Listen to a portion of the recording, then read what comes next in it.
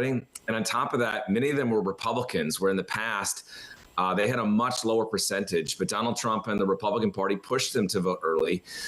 So the lines are not what you typically would see on election day. So, your gut instinct will say, well, maybe that's not a good thing because people aren't motivated as they might have been in the past. But the truth is, we have so many early voters, it's just hard to tell. It's real spotty. There's some places where people are waiting over an hour. And there's some places where you can walk in and vote. And so much like everything else with this election, it's hard to read the tea leaves. But people are showing up in North Carolina, whether it's early voting or today, and we're going to break records. Yeah, it is unprecedented territory we're in right now. I want to turn to the youth vote. Both Republicans and Democrats have targeted college campuses this cycle. The Trump campaign was at High Point University last week, and the Democratic chair, the youngest in the nation, has been at almost every campus in the state. How important is the youth vote this year? Yeah, it really is. I've been doing this for 25 years, and we always talk about, is the youth vote going to turn out? And the numbers are lower than people expect, and people don't have faith in the youth vote. And I've said, if Democrats were going to win this year, they need to be more like 2008 when Barack Obama was here. That's the last time Democrats won North Carolina. And he was on campus after campus, and it was just a buzz that you could feel.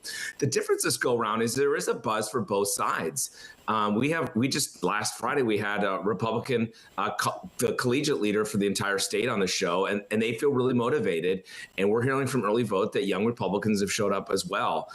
So it's both sides. And you know what? They could turn the election. Democrats feel good because they think young female voters are coming out in droves because of the abortion issue. So both sides feel really good for it. And I think it's good for America that we have young voters that are engaged.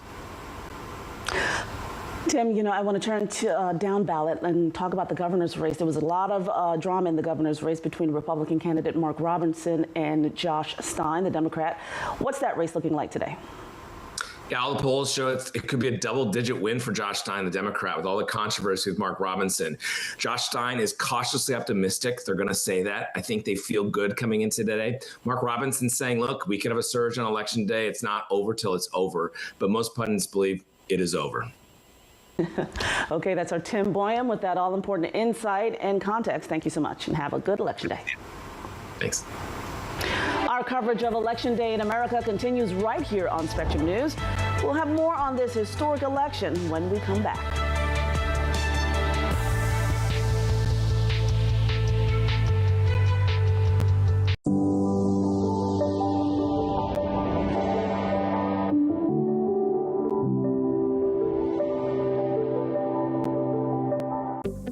Spectrum News Plus. News from a new perspective, dedicated to refreshing storytelling and empowering communities across the nation. With balanced reporting, providing real context and in-depth coverage 24 hours a day. Here's a look at your forecast across the country. Local stories, connecting communities. We are Spectrum News Plus.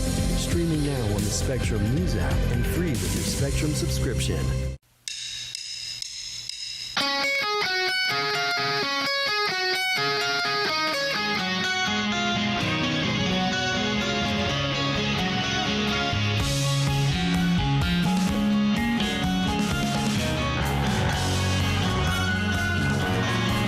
Never have to worry about thinking too big? Because you have a connection that's ready for anything. That's Life Unlimited. That's Spectrum. Food isn't just fuel to live, it's fuel to grow. My family relied on public assistance to help provide meals for us. These meals fueled my involvement in theater and the arts as a child, which fostered my love for acting. The Feeding America network of food banks helps millions of people put food on the table. When people are fed, futures are nourished. Join the movement to end hunger, and together we can open endless possibilities for people to thrive. Visit feedingamerica.org/act now.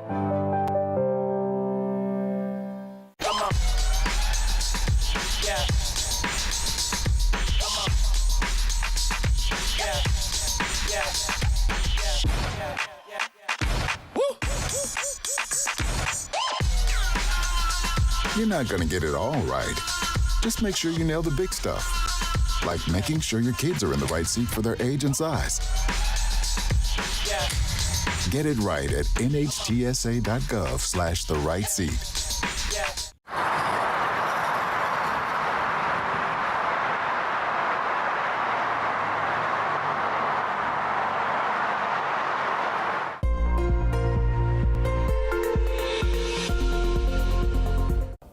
Hello, everyone. Good to have you along on this election day. Meteorologist Scott Dean with your Weather on the One's forecast, tracking a cold front that brought historical heavy rains to the St. Louis area. Temperatures continue to be unseasonably warm in the east with cooler temperatures in the west. And we're watching Tropical Storm Raphael that continues to strengthen, moving through the Caribbean Sea. Looking at the satellite radar composite, there's the front that brought all the heavy rain to St. Louis, as much as 9 inches across portions of the suburbs. That continues to move on towards the east with some return flow off the Atlantic in the Carolinas and over towards portions of the Gulf Coast. Also looking at an upper level low bringing snows to portions of the northern Rockies. And on this election day, much of the country is going to be quiet, but we will continue to see active weather along that front from Chicago down towards Memphis with a chance for some showers. Otherwise warm and dry along the east coast. And here's the reason why. We have this upper level ridge over the southeast, upper level trough in the west, and in between these two features, that's where the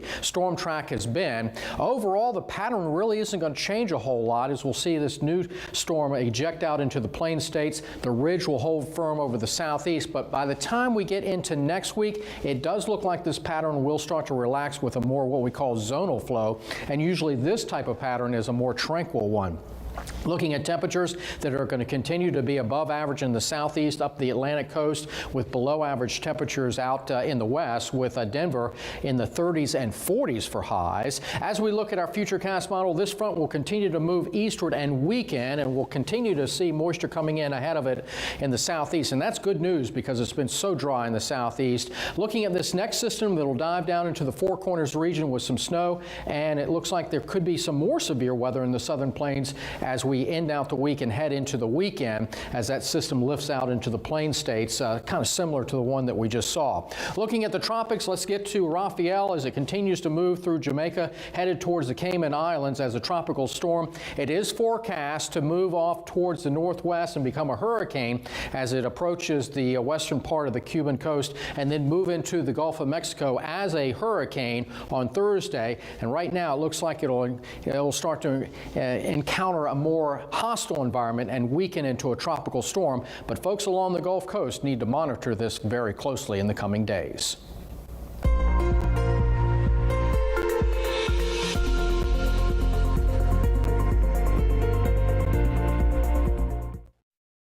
As voters head to the polls, the 2024 presidential election is set to make history. Well, joining me now to talk more is Dr. Martin Schaffer, Dean of the School of Liberal Arts at Marist College. He teaches several courses, including History of the American Presidency. Dr. Schaffer, thanks so much for joining us. You are the perfect expert to talk to in this moment. And I want to start with the candidates here. You know, no matter who wins, we're talking about two historic candidacies, but these are two candidates that are going to go down in history for very different reasons. Isn't that right? It definitely is, yes. If Vice President Harris wins tomorrow or in the next couple of weeks, as we find out, she will be the first woman president. And President Trump will actually be the second president who has won the presidency, lost, and then come back to win it again. So in both cases, very historic situation. This campaign season, you know, for a few years now has been very divisive. There's been a lot of rhetoric, a lot of emotion on both sides, but violent rhetoric as well. Have you ever seen anything like this moment that we're experiencing that's giving a lot of people anxiety going into the election? Well, no, I think it's been going on for months now, and I think, you know, everybody's ready for the election to be over, and I think people might be a little nervous either way about what the reaction might be of people who don't have a president that they voted for. It's definitely a very tense time. You know, in terms of American history, I mean, certainly this is a tense election. We've had other times with the Civil War and different conflicts where the nation had a lot of conflict, but I think people are ready for the presidential race to be done. Election day, this is usually a time when we hear that we should unite around the central themes of democracy, but there's been a lot of talk about security concerns. We've seen situations with the burning ballots. We've seen 2 assassination attempts on former President Donald Trump. There are divisions within the party as well. What do you make of all of this, and how would we be able as a country to kind of turn this around? Well, I mean, hopefully we'll have an election that everybody feels was fair and done well and folks will accept the election results, no matter whether they voted for the person who wins or not. And we start to come together as a country. We really can't have a period of time, weeks or months, in which there's indecision and there are people who are going to protest or even go beyond that into violence. It's not appropriate. And so I'm hoping that no matter what happens, we'll be able to move forward as a country. Those are very wise words. I hope so as well, Dr. Martin Scheffer. Thank you so much for your time. Okay, thank you. Have a good night. I'm Lori Chung. Thanks for watching. A reminder now, the Spectrum News app is available to everyone right now for free. Scan the QR code on your screen to check out our voter guide with all the latest on preparing to cast your ballot. Your Spectrum News at 90 is coming right up after this short break. Stay with us.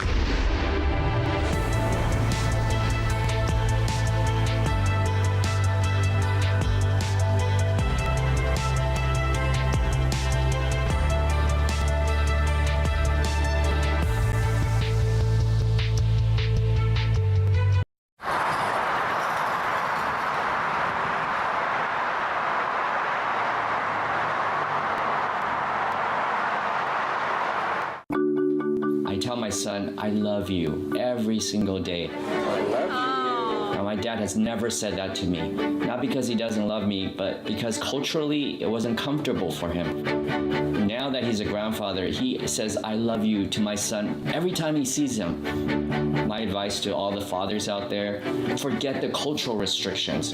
They grow up way too fast for you to waste even a single precious moment. At Spectrum Enterprise, we give over 80% of the Fortune 500 the technology solutions they need to meet their growing business demands. Whether it's ultra-fast connectivity, seamless transactions, safe and secure data, or reliable always-on technology, these businesses demand better, and we're here to deliver it. Get a network you can rely on with our 100% uptime SLA guarantee. Sometimes in life, in order to move forward, it helps to look back. To learn from the pioneers and trailblazers. To gain inspiration from those who came before us. To show us what it means to act with empathy and to show that love has no labels. Join WWE and Love Has No Labels throughout the year in celebrating people from all communities and heritages. Because when love has no labels, that's a love we can all fight for. Women are bad with money. That's what the world's been saying for centuries. But now we've got something to say. Save it. It's time to save ourselves by saving our money. Until we're no longer 80% more likely than men to live in poverty in retirement. Save it. The falsehoods, the feelings of fault. Then the funds. Learn how to save for your retirement at wesaysaveit.org.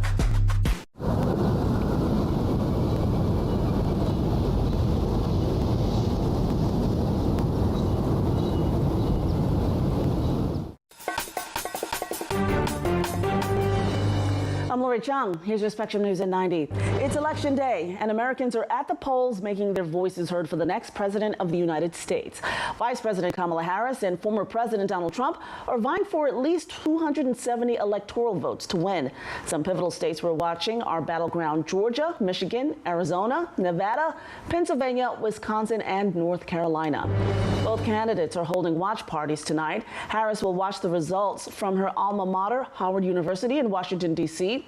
Trump is hosting an election night watch party in West Palm Beach, Florida at Mar-a-Lago. Americans are not only voting for the president, they're voting for other issues affecting everyday life. Voters in 10 states are voting on reproductive rights. In some states, passing an abortion law would mean rolling back bans that are now in place. Other issues voters are deciding: medical or recreational marijuana, housing, immigration, school choice, and taxes. There are several other races we're watching, including in Congress. 34 seats up for grabs in the Senate, and in the House, all of the seats are up for grabs. Right now, Democrats control the Senate and Republicans control the House. Voters will also decide on 11 gubernatorial races and nearly 150 ballot measures. Those are your headlines. Now let's get a look at your weather on the ones. Hello, everyone. Meteorologist Scott Dean on this election day as we continue to follow this cold front that's brought heavy rain, historic heavy rain to St. Louis. That will continue to move eastward through the Mississippi Valley and up into the Great Lakes region. Also looking at some snows in the northern Rockies with an upper level system coming through. Temperatures continue to be warm in the southeast with colder temperatures off to the northwest with highs in the 40s and 50s. Over towards the northeast, not bad in New York, 74.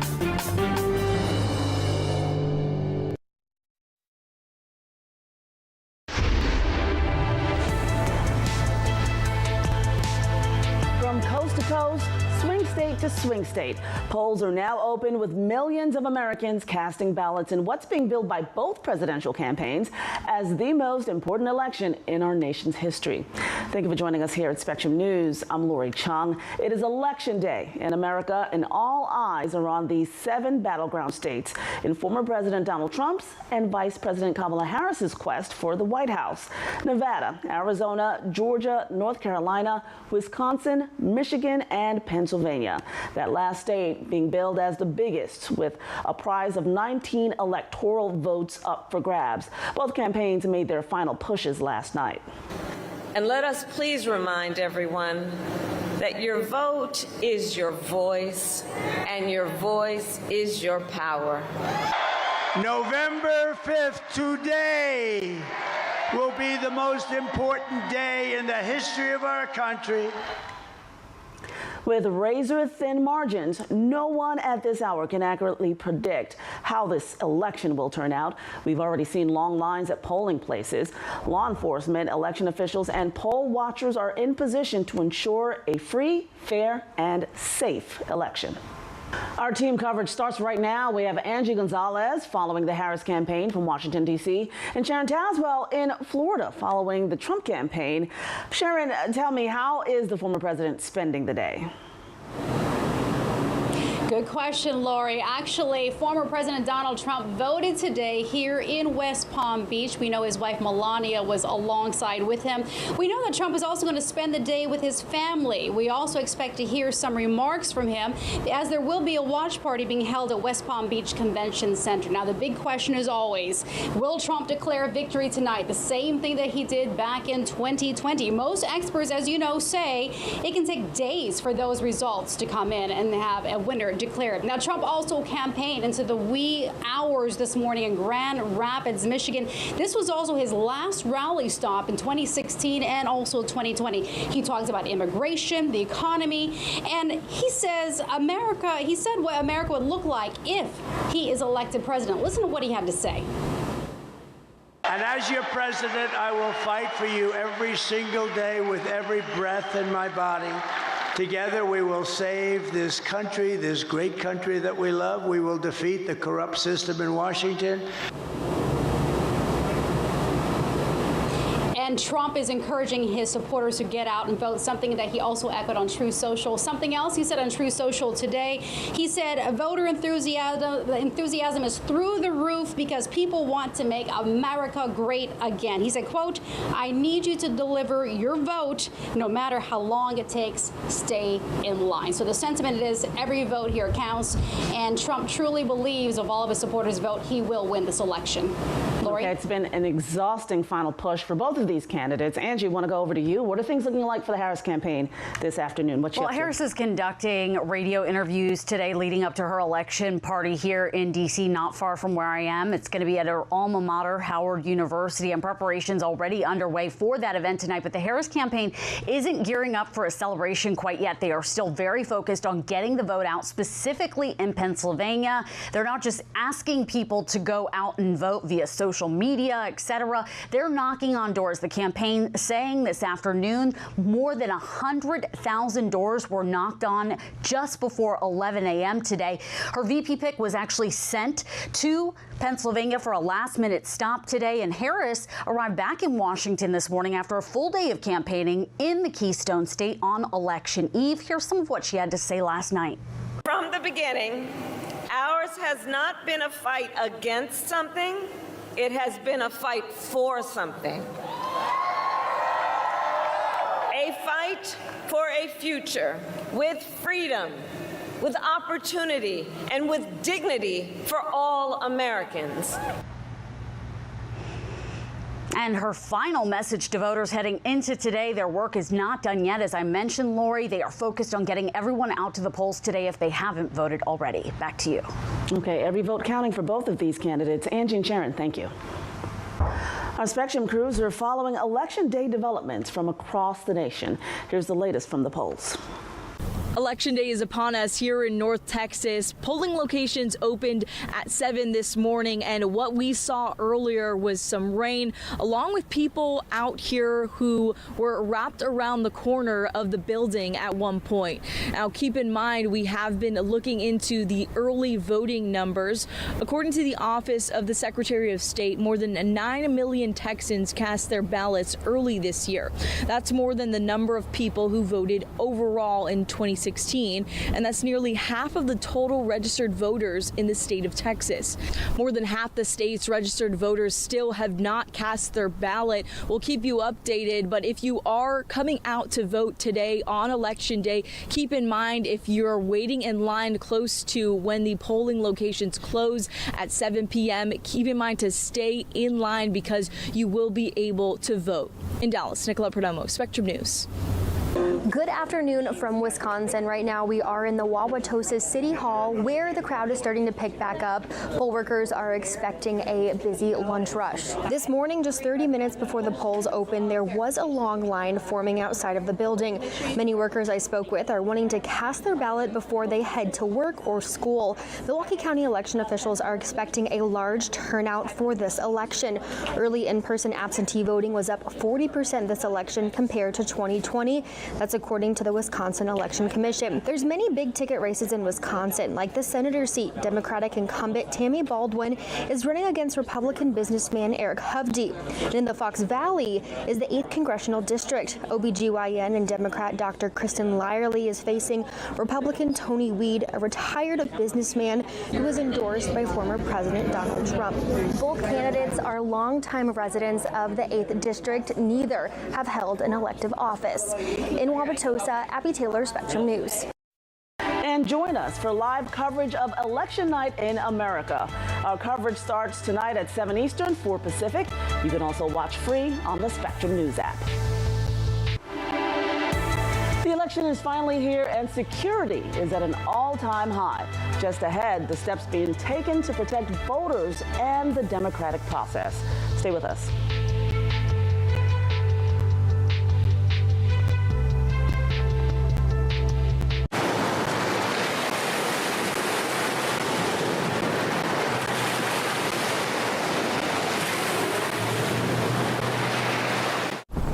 Substance use disorder and addiction is so isolating.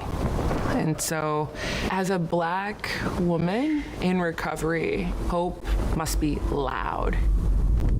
It grows louder when you ask for help and you're vulnerable. It is the thread that lets you know that no matter what happens, you will be okay.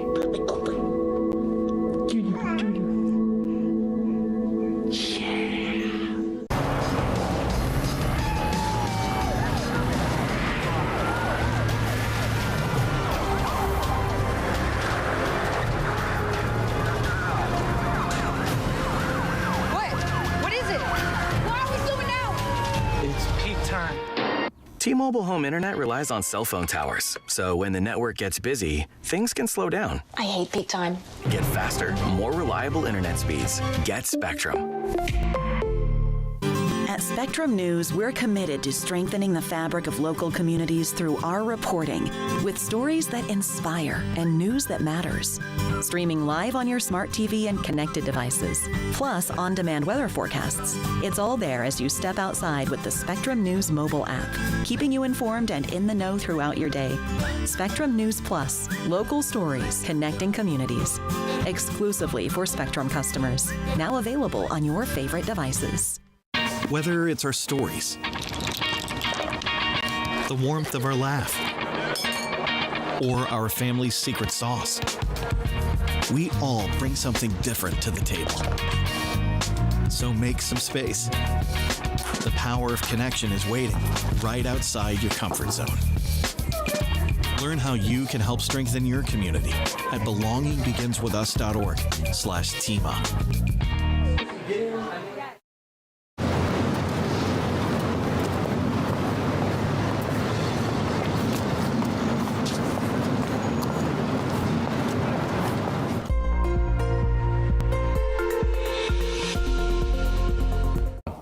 Welcome back, everyone. Meteorologist Scott Dean on this election day as we are tracking a cold front that's brought heavy rains to portions of the Midwest, including St. Louis, where there was widespread flooding going on and historic rainfall amounts. East of the front, that's where temperatures are unseasonably warm. On the other side of the front, in the western part of the nation, we're talking about chilly conditions with below average temperatures and also some snows flying in portions of the northern Rockies, as you can see right here. There's the front that brought all the heavy rain and continues to bring a band of rain across portions of the Gulf Coast through the Mississippi Valley into the Ohio River Valley and eventually into the Great Lakes. And you can also see a few showers in the Carolinas coming up in off the Atlantic Ocean. As we zoom in a little bit tighter, that band of rain is starting to push east of the St. Louis area where they experienced all that flooding, with some areas picking up over 9 inches of rain over the last 24 hours.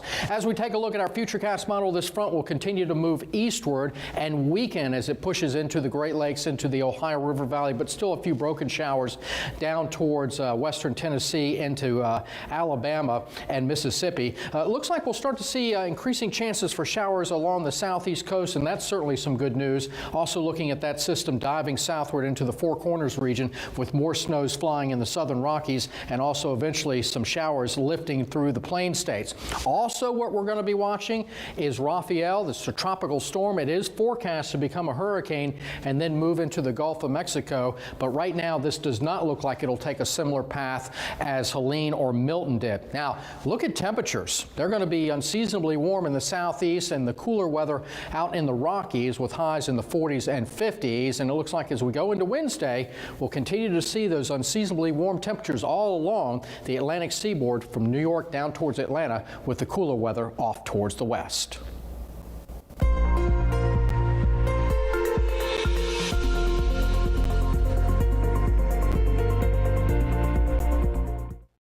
As millions of Americans head to the polls, the FBI is pulling out all the stops to keep the polls safe. This command post in Washington, D.C. is one of several set up across the country to respond to any election-related threats. Secretary of the Commonwealth of Pennsylvania, Al Schmidt, spoke to CNN about the steps being taken to ensure a safe and secure election. Well, we have a court system and a law enforcement system to adjudicate whenever there are claims or accusations to determine whether they are legitimate or not. But what I can commit to is a free, fair, safe, and secure election in 2024 in Pennsylvania, just as we had in 2020. Polls will begin closing at 6 p.m. Eastern. The polls are now open in California. There are 54 electoral votes up for grabs in the nation's most populous state. Well, joining me now is California's Secretary of State, Shirley Weber. Shirley, thanks so much for joining us. I know this is a very busy day for you. You've got a lot to get through. So we appreciate you taking your time to answer these questions. But first, I want to ask you, have you seen any issues yet at polling places or any long lines that would concern you? We have seen some issues. First of all, thank you for the invitation to be with you this morning. And yes, California's polls are open. We've seen some issues up north in some of the one of the polling places. And it's made the news in terms of people being there, sometimes over viewing and wanting to get engaged and involved in the process. So we have been monitoring that particular place up in Shasta, California. So it's you know, we have our issues like everyone else. We don't have the massive kinds of things that are taking place because we've had so many mail-in ballots. We don't see the huge lines that we used to see years ago in the place. We've this past weekend, we've had over 9 million voters that have ballots that have been cast, and probably with yesterday's, it may be up to 10 million. So we've had quite a few ballots turned in and cast already. A lot of them still coming in, and so we don't have the huge lines that we see somewhere across other places because of our mail-in ballots. We know the FBI is on alert. They are watching polling places, make sure everything goes off safely and as it should be. What's your state doing to protect voters at the polls? Well, we're in partnership with the FBI, with our California Highway Patrol, as well as all of our police departments. We've had trainings with all of them to talk about what the rights are of voters in California and things they should look for, and what the law says that people can and cannot do. So we've trained all of our officers across the state to make sure that if they're called, they know what to do, they know what the rights of the citizens are, and how to handle these issues. So we've done that pre-work. We've also trained many of our poll workers on de-escalation strategies. So if someone comes in and is very excited and having difficulty, they know how to kind of de-escalate the situation that's there. So we've done a lot of pre-work with all of that to make sure that our polling places are safe and secure. Clearly, we have cameras in many of our places with our ballot boxes, those kinds of things to make sure those places are secure. We try to make sure that all Californians know that any assault on a worker, because we've changed some of our laws, any assault on our poll workers or those kinds of things, or even an attack on a ballot box is a federal offense. And our AG, our Attorney General, and others are prepared to do whatever's necessary to protect Californians. You know, in a sign of the time, and we're almost out of time here, but I wanted to ask you about a survey from the Brennan Center, which found that more than a third of election workers say they've been harassed, threatened, or abused. You know, what are your thoughts when you hear that? Well, we have tried to tell all of our poll workers that they are going to be safe and secure, that we will protect them, that we will prosecute people to the fullest extent of the law, that no one has the right to come in and abuse them, and that and we have changed laws to make sure that happens. We've also recruited a lot of new workers throughout the state, some of them from different areas, to make sure that we have a mixture of individuals at all of our polling places.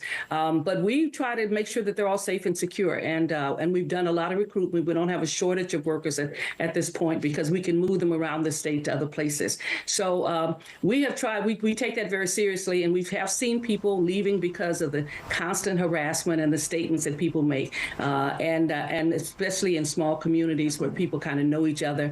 And so we take that very seriously, and we do our best to try to protect them.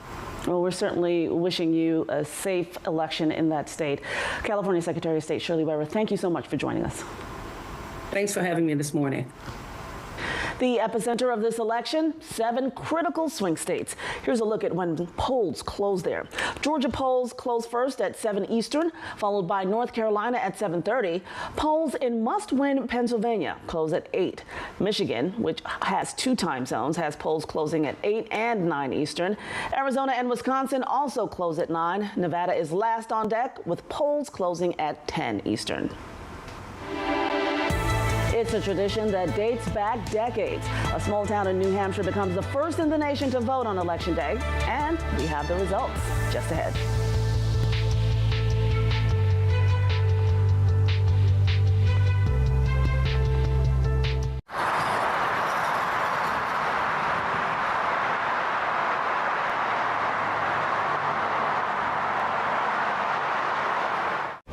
Journey towards improving mental health doesn't always present a clear path. Every Thursday on Your Mental Health, we listen to voices across our communities, discussing the challenges of everyday life and presenting accessible resources to guide us along the path to our well-being, providing hope and empowering choices that light the way to a healthier you. Your Mental Health with Dr. Nicole Clark, Thursdays on Spectrum News Plus, available on all your favorite devices.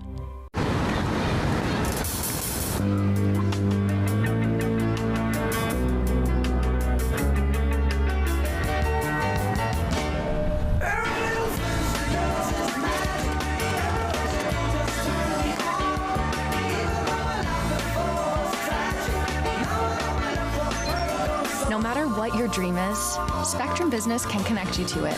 That's life unlimited.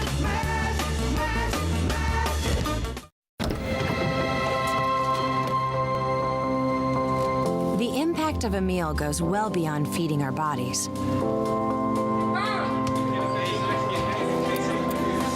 Because when people are fed, futures are nourished. Everyone deserves to live a full life. And with your help, together we can end hunger. Join the movement at feedingamerica.org/actnow. Our daily decisions can have a massive impact on the quality of our lives. From the foods we eat to the places we live and everything in between, our health can send us on a quest for answers.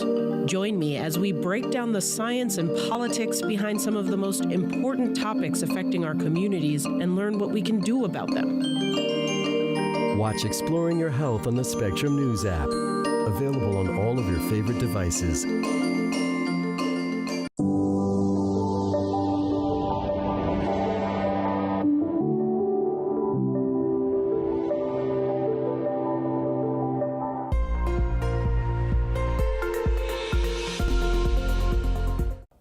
Hello, everyone. Good to have you along on this election day. Meteorologist Scott Dean with your Weather on the Ones forecast, tracking a cold front that brought historical heavy rains to the St. Louis area. Temperatures continue to be unseasonably warm in the east with cooler temperatures in the west. And we're watching Tropical Storm Raphael that continues to strengthen, moving through the Caribbean Sea. Looking at the satellite radar composite, there's the front that brought all the heavy rain to St. Louis, as much as 9 inches across portions of the suburbs. That continues to move on towards the east with some return flow off the Atlantic in the Carolinas and over towards portions of the Gulf Coast. Also looking at an upper level low bringing snows to portions of the northern Rockies. And on this election day, much of the country is going to be quiet, but we will continue to see active weather along that front from Chicago down towards Memphis with a chance for some showers. Otherwise warm and dry along the East Coast. And here's a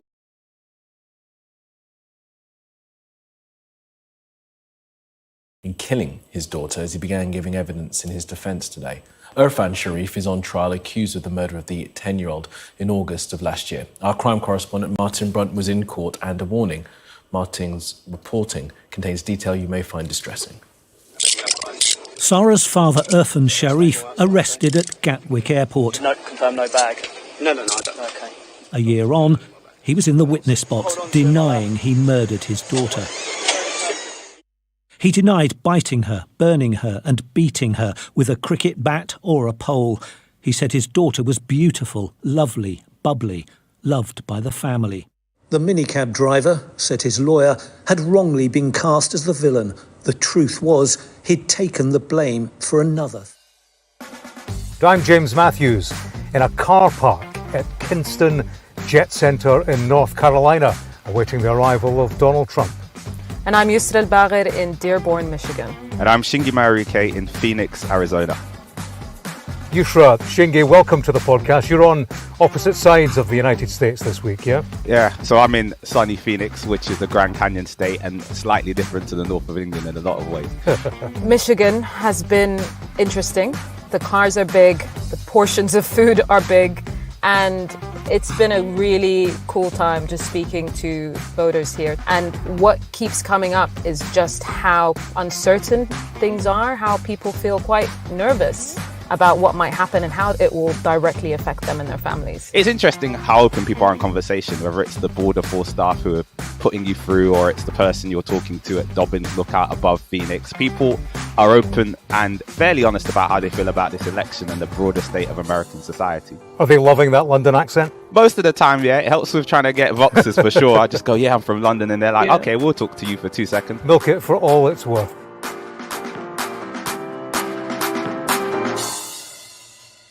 Yusra, we'll come back to you in a bit to hear more about your adventures in Michigan.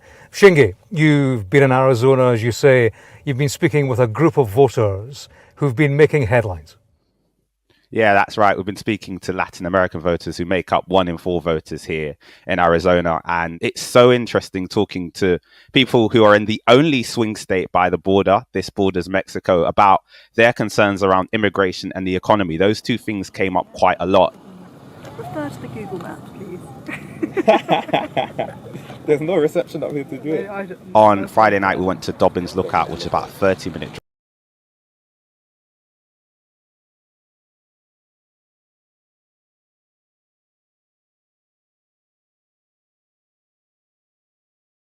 Inside a crisis cities and families are facing as they fight to survive. The United States still has that glimmer of hope for people to come here. Fighting for a future. Now streaming on the free CBS News app. An original documentary from CBS Reports. Since you started La Soup in 2014, do you have any sense as to how much food you've rescued from the landfill? We've rescued 4.5 million pounds. I can't even fathom how much food that is. And that's one little person in one little city in America. We're going to call this chicken piccata. We did 450 of these meals today. This is the exact dish that you and I are going to have. Yep. Oh my God. Is it good? Mm-hmm. Having a plan of how to keep people fed should be in every single city. So if we eliminated food waste, could we eliminate hunger? Yes. Eating Trash, now streaming on the free CBS News app. America Decides is your place for fact-based, unbiased reporting. At the White House, at the Capitol, on the campaign trail. What do you say to those in your party? Any cracks in the Republican Party? Our reporters and our anchors travel the country talking to voters like you about the issues that matter most. Immigration is really a factor right now that are going to be driving your decisions. What would you say to those who say, look, that's just democracy at work? Listening to you and bringing your voice into our coverage. I want a strong, proud America. Is democracy on the ballot in 2024? Let us help you decide. America Decides on CBS News 24/7. Stream our expanded one-hour program Monday through Thursday at 5 p.m. Eastern. When people say who's first to get in the morning, that would be me. Morning news matters because it sets the tone for your day, and it's a way of getting you started. Day to day, that first draft of history, it happens right here. We're going to uplift you. We're going to send you out your way. We'll take you places. We teach you new things. And we make you feel like, you know, it's not all bad. People say to me, you always seem to be having a good time. And you know what? You're right. Your morning routine just got better. CBS Mornings, weekdays at 7.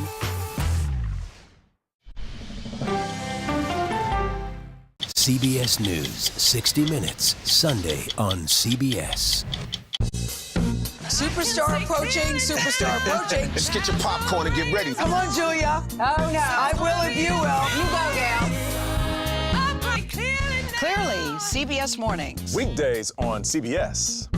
Yeah! Tony, you coming? No, I'm going to stick around for an hour. CBS Mornings Plus with Adriana Diaz and Tony DeCopel, right after CBS Mornings. It's just like mornings. Plus fun.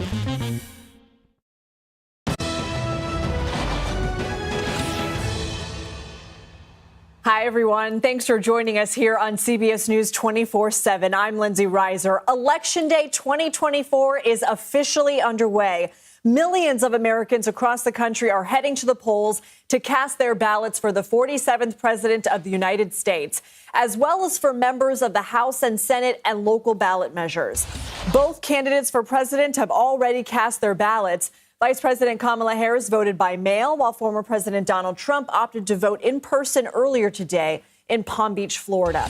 More than 84 million people across the country voted ahead of Election Day. That's more than half the number of people who voted in the 2020 presidential election overall.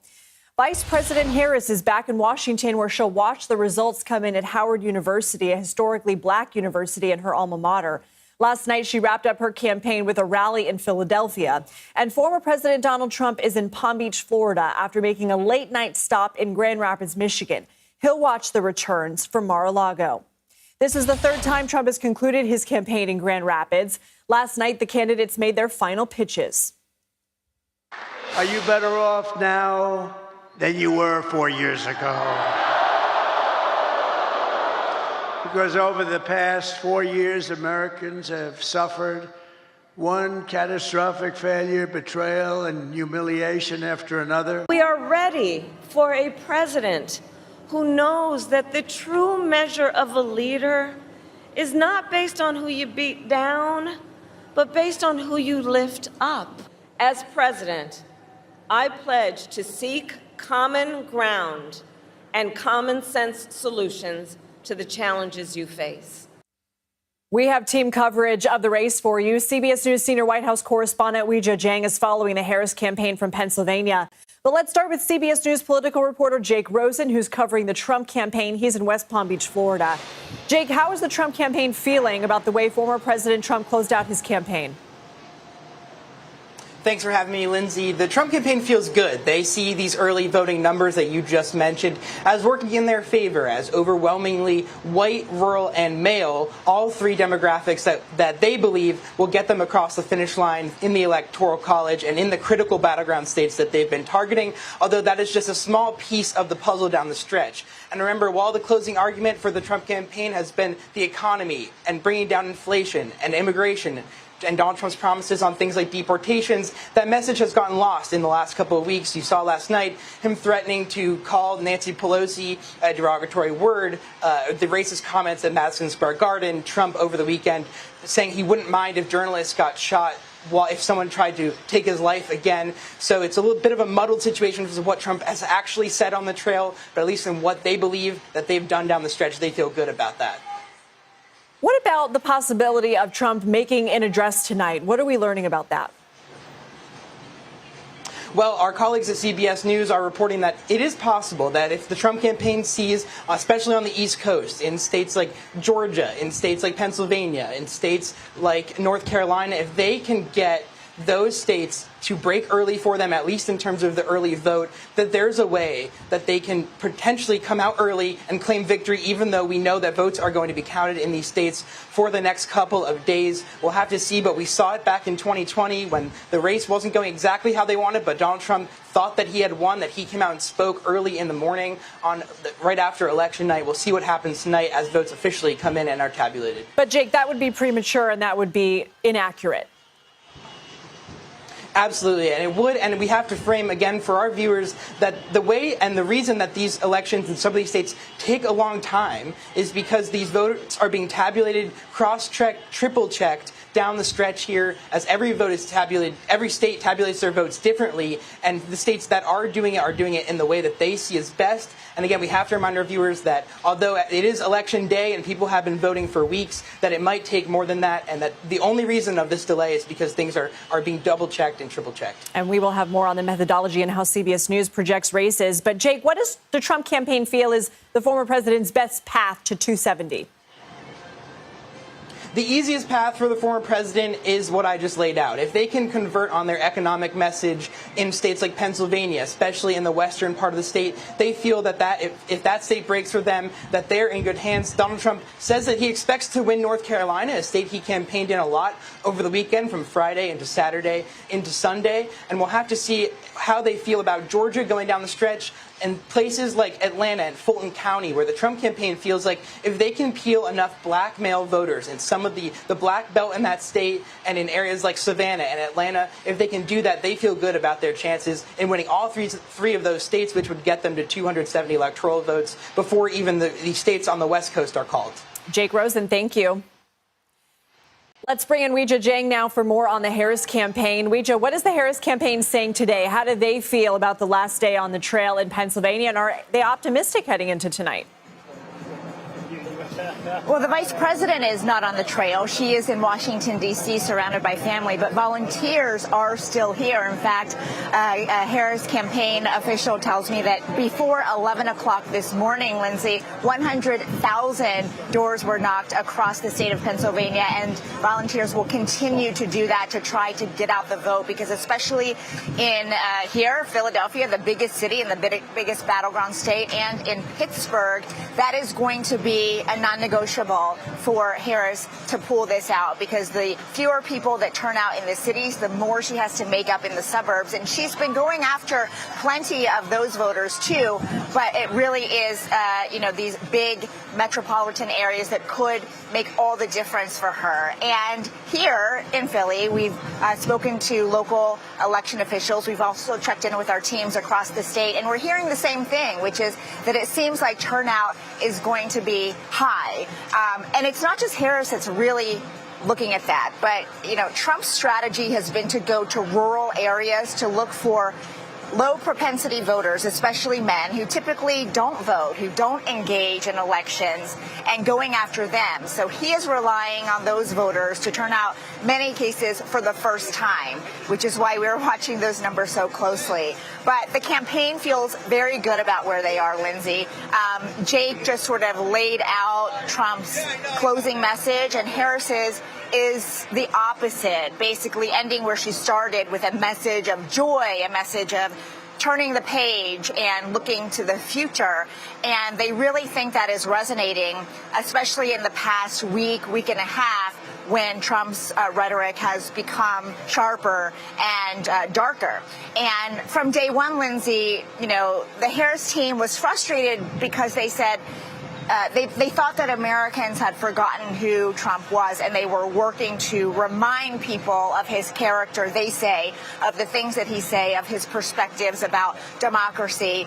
And they believe in the past week and a half, especially since that controversial rally at Madison Square Garden, Harris campaign officials, sources tell me that, they think he has revealed himself much better than they ever could. And that's why they are feeling quite confident going into this election day. Does the Harris campaign have a contingency plan if Trump prematurely claims victory? Well, Harris herself has answered this question, and she said, yes, we do, because she says they have the resources, the expertise, and the team ready to handle that. She said they are preparing based on Trump's previous actions and behavior. In fact, it was in 2020 that he essentially launched his Stop the Steal campaign right here in Pennsylvania, in Philadelphia, and he has already expressed doubt about the integrity of the election in this state. And so to that end, Harris says that they have been talking about a contingency plan, obviously not going into detail, but she said that she is prepared and she is concerned as well. Lindsay. Weijia Jiang, thank you. The presidential election is neck and neck, and we may not have a winner tonight. The 7 battleground states we're watching all have different rules about when mail-in and absentee votes can be counted. Let's bring in Tom LoBianco. He is the co-founder of and a national reporter for 24/7 News. Tom, thanks for being here. Which battleground states will we have results from first? Well, I think we're going to be doing pretty good with North Carolina, Georgia. Arizona could take a little bit, but we're going to be waiting on Pennsylvania and Wisconsin. Pennsylvania, it sounds like they might finish counting all the mail-in voting by tomorrow, potentially.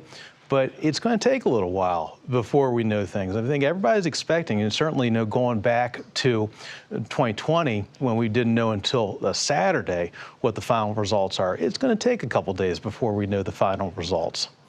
In Pennsylvania, election workers aren't even allowed to begin processing mail ballots until today. Are any other states in that same boat?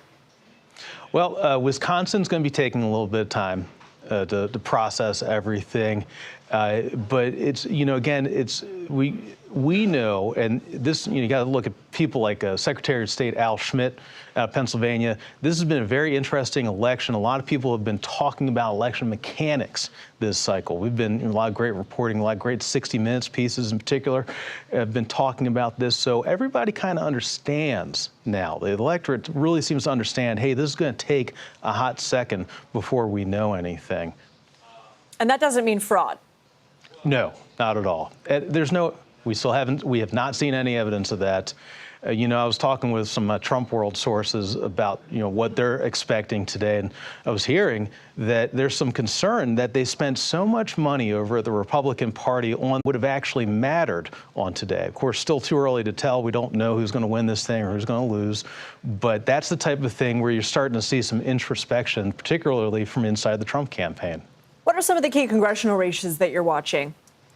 We always make these jokes in politics about, will there be a return of the split ticket voters? I'm hearing a lot of people talking about split ticket voting. Go up to Michigan and Wisconsin. Do you have people voting for Trump and potentially like a Tammy Baldwin? Does Hovde do okay up there? We're seeing a lot of people coming up on Arizona. Does Kerry Lake underperform in Arizona? Trump out there? So you could see a lot of split ticket voting this cycle. Tom LoBianco, thank you. Thank you. Our political teams are fanned out across the country. We'll take you to Nevada and Arizona for a look at how crucial those states are and the issues that matter to voters. Stay with us. You're streaming CBS News 24/7.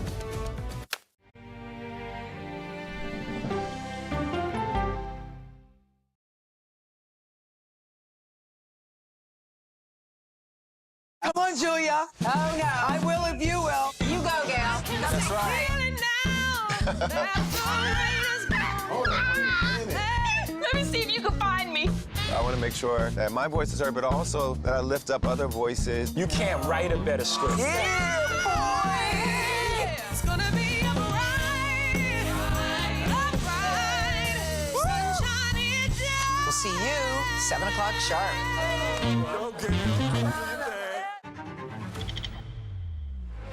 How fast do you think you were going? 195 miles an hour. This is incredible. How close did you actually come to being killed? That close. Is this brain surgery without a knife? It is. What risk do these children pose to Russia? I'm not sure the world is prepared for this change. Definitely not. Who's the best coach in college football today? Let me see a mirror. It's time for the CBS News Original 60 Minutes.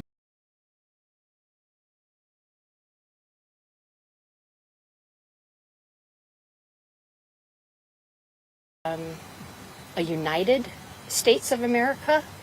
I fear if she, God forbid, doesn't win, that an evil, vindictive dictator will be in power and will not only, be the laughingstock of the world, but I think our democracy is at stake. Well, you mentioned that you think he's an evil dictator, but there are people in America who have voted for Donald Trump.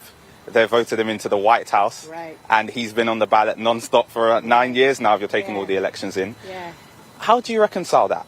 Because I know. to many people, he isn't that. I know. I know we talked a little bit earlier, and I really have struggled with how that is, because the country is split. And I think there's a real clear difference between what the evil, vindictive dictator, candidate wants, which is very much a me mentality. It's very me. And I think he taps into that across the demographics, from the people who want jobs, from the people who want the border controlled, immigration, the economy, the billionaires who want tax cuts and contracts. I think he taps into the I'm going to get me mine. And I think Kamala has a much bigger vision, that it's about all of us working together collectively to lift each other up. There's a very decent chance that Donald Trump wins here. He's polling ahead in Arizona. There's also a decent chance he wins in this country. How do you bridge the divide in America? Because you are using very strong terms to describe a large contingency of this country. How do you fix this gap? Earlier I mentioned about Abraham Lincoln, right? So I think whoever's in charge, I think Kamala will do it. But are you saying if he's in charge? Yeah. Which is a likely possibility. Yeah, I don't know. I guess a lot of prayers and hope. You think it's not the Republican Party. It's one evil man.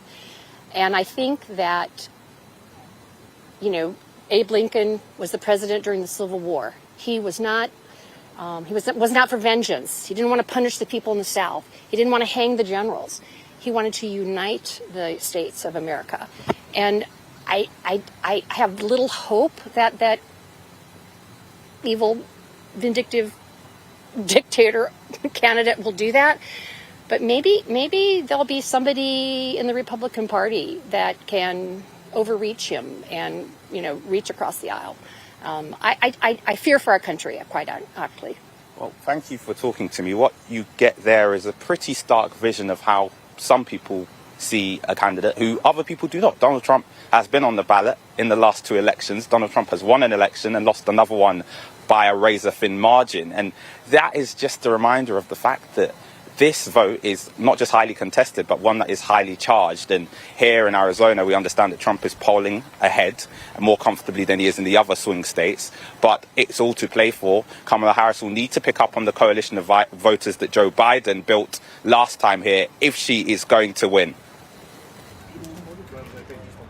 Yeah, it was such a narrow flip, wasn't it, Shingy, for the Democrats? Straight to the Capitol building and the police there here in Washington. What happened today and the action that our officers took. United States Capitol Police Chief J. Thomas Manger is going to give you a brief synopsis as to what happened today. and then he's going to answer a few questions, keeping in mind that obviously this just happened this afternoon, and there's some details that we have to hold back as our investigators do their work. Here's Chief Major. At about 12:20 this afternoon, a white male entered the south entrance of the Capitol Visitor Center and approached the screening area. He was directed to put his coat and his backpack down for screening. He stood there for a few seconds, then put his stuff on the conveyor belt. As soon as his backpack and his jacket went into the screening area, U.S. Capitol police officers staffing that screening area saw what appeared to be something in the shape of a firearm. They also saw 2 bottles in the backpack. As the man was standing there, one of the officers noticed a faint odor of gasoline, and when they pulled the backpack off the conveyor belt, they noticed a much stronger scent of gasoline. At that point, the subject was detained. He was placed under arrest. We found a flare gun, a lighter, and a torch lighter in his jacket. There was also other articles in his backpack, and he is now in custody. And again, very active investigation. We located his vehicle. That was several blocks away. We now have the vehicle as well. And again, ongoing investigation. Happy to answer any questions that you have. It's my understanding that he had a manifesto that was anti-government and had maybe some pro-Palestinian or anti-Israel manifestations in that, and that he had driven all night from Michigan. Is that accurate? And what can you elaborate on that? He had papers with him that he said his intent was to deliver them to Congress. We're still going through all of those papers. It's quite a bit. We are trying to determine where, in fact, he did come from. And again, active investigation, so there's a lot of follow-up. When we get that information, there'll be additional follow-up. Chief, you said there were what appears to be 2 bottles in the backpack. Do you know what those bottles are or what they mean yet? So we believe that it was some sort of accelerant. It could have been gasoline, some sort of accelerant. I've heard a couple of different things about what may have been in the bottles. It appeared that at least one of the bottles was leaking, and that's why the backpack smelled so strongly.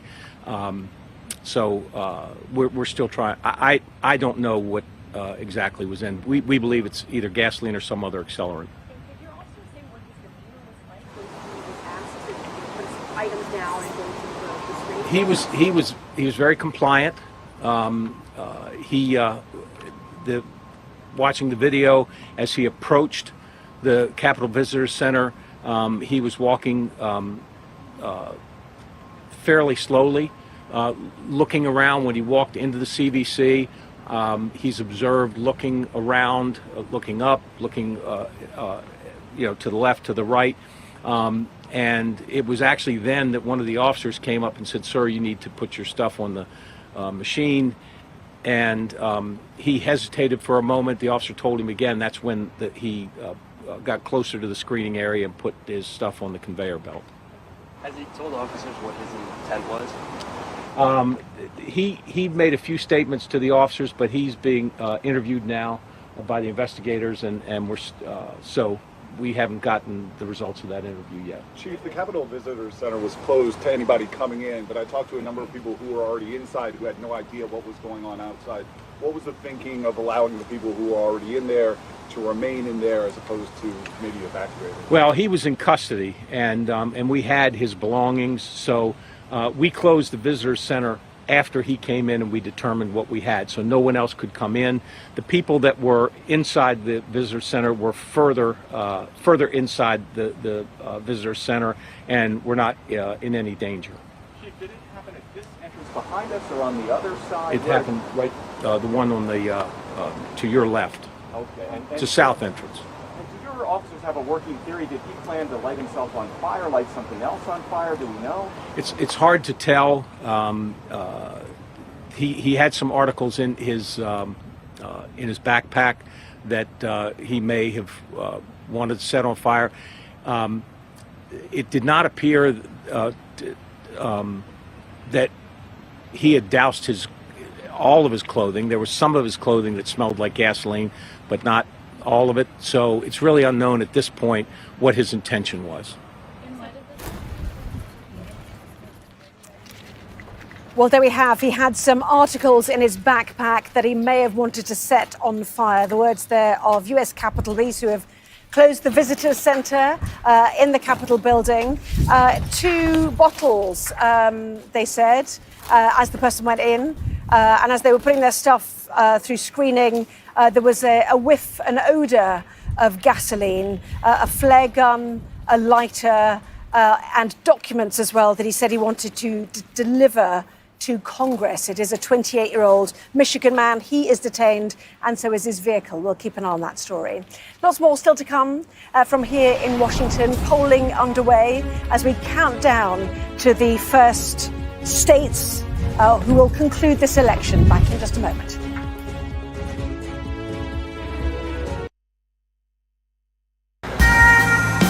This is how you travel when the mafia wants to kill you. He's almost given up his own freedom, but that's the price he's willing to pay. Here, they don't just arrest and Ndrangheta mafia members, they also live among them. Time after time, I've seen the devastating impact of extreme weather and climate change. We don't have much snow at the moment. They've had a warm spring and exceptionally hot summer, and that means they're expecting to lose more than 3 times the amount of ice than they usually do. Flames are still forcing people from their homes and leaving many questioning their futures. Here was my life. We have nothing. I can't say anything. It's so sad. This disaster is testing the resolve of everyone on this island.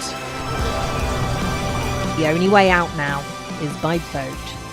Everything you see is devastated, and the misery being felt by people living here is repeated in towns and villages across Central Europe.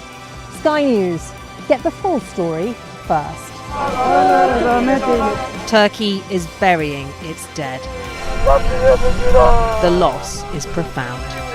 Whole families died in this collapse, generations wiped out. The violence has penetrated the heart of the city rather than being contained to the estates around the edge, and that speaks to the level of anger being felt here. In Sweden, police have seized a lethal stash. This is just a small sample of the deadly arsenal taken off the streets. This is an example of an advert, really. Anyone of any age could say, I'll do that for £1 million, and then have to go and shoot someone. Yes. I'm Siobhan Robbins, Sky's Europe correspondent based here in Berlin.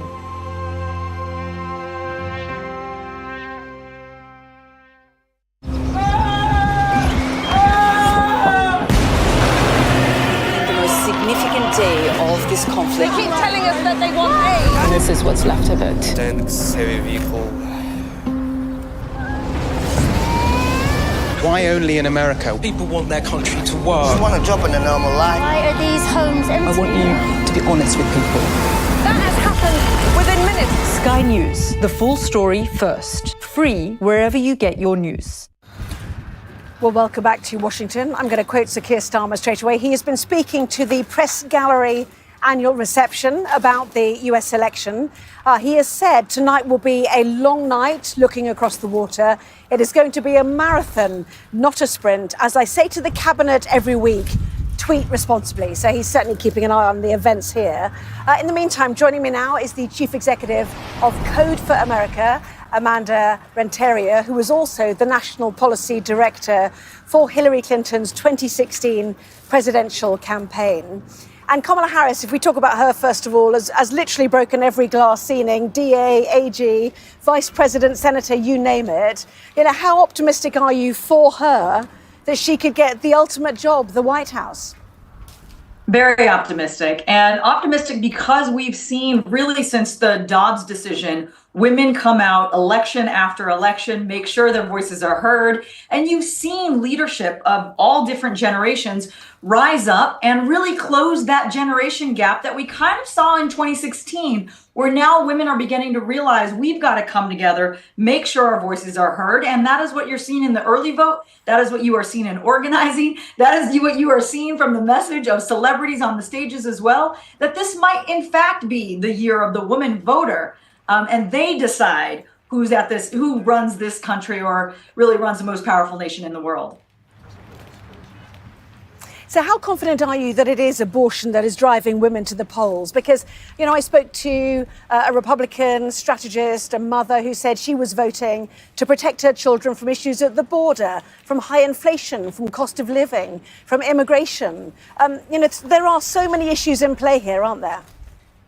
There are a lot of issues in play, but we have seen data after data, election after election, that abortion issue rises to the top. But it's not just that. It's also the divisiveness that Trump brings to the election cycle. The comedian who called out different kinds of community groups, Puerto Ricans calling it a island of trash, or when he said he's going to do it whether or not women like it or not. That kind of rhetoric we've seen over and over again makes it even more an issue for women to come out and vote and say, that is not what I want my kids to see. And so I think we are going to see once again another election that shows women coming to the table and say, I want to vote. I want to make sure I have a leader that I trust going forward. Yeah, that was certainly the verdict of the midterms, wasn't it, in 2022? Is it a shame, do you think, that the only two female candidates for president that the US has ever seen are both up against Donald Trump? The first, of course, being Hillary Clinton, who you worked with. I'm not sure I'd say a shame. I mean, our time has come, and I think that's the reality that we're all living in right now. What I will say is women are very different than in 2016. I mean, I remember having conversations with younger generations who were saying, we're good. Women are going to make it to the top. Everybody respects our rise. And I think all of us across the board, no matter what generation you are, have really felt the last several years of seeing our colleagues, of seeing fellow women have trouble with whether it's IVF or women's healthcare and what that really means, not just for ourselves, but also the next generation of women. And so I do see that this is a real moment of coming together. And I just want to say, not just of generations, but she has brought Republican women also to the table in ways that have really been different for any election cycle in my lifetime. What did Hillary think of Donald? You know, I think what you would hear from Hillary today is she's not surprised at all to see what has become of Donald Trump, what has become of the country because of Donald Trump. In many ways, I feel like in 2016, we could see that this could impact women. We could see how it was going to impact communities of color, and we tried to warn the country about that. What I will say is she's always been super hopeful and recognized that we would eventually come together and be able to bring our power forward. And so I know she is very proud of Kamala Harris's campaign. Many of my colleagues are there.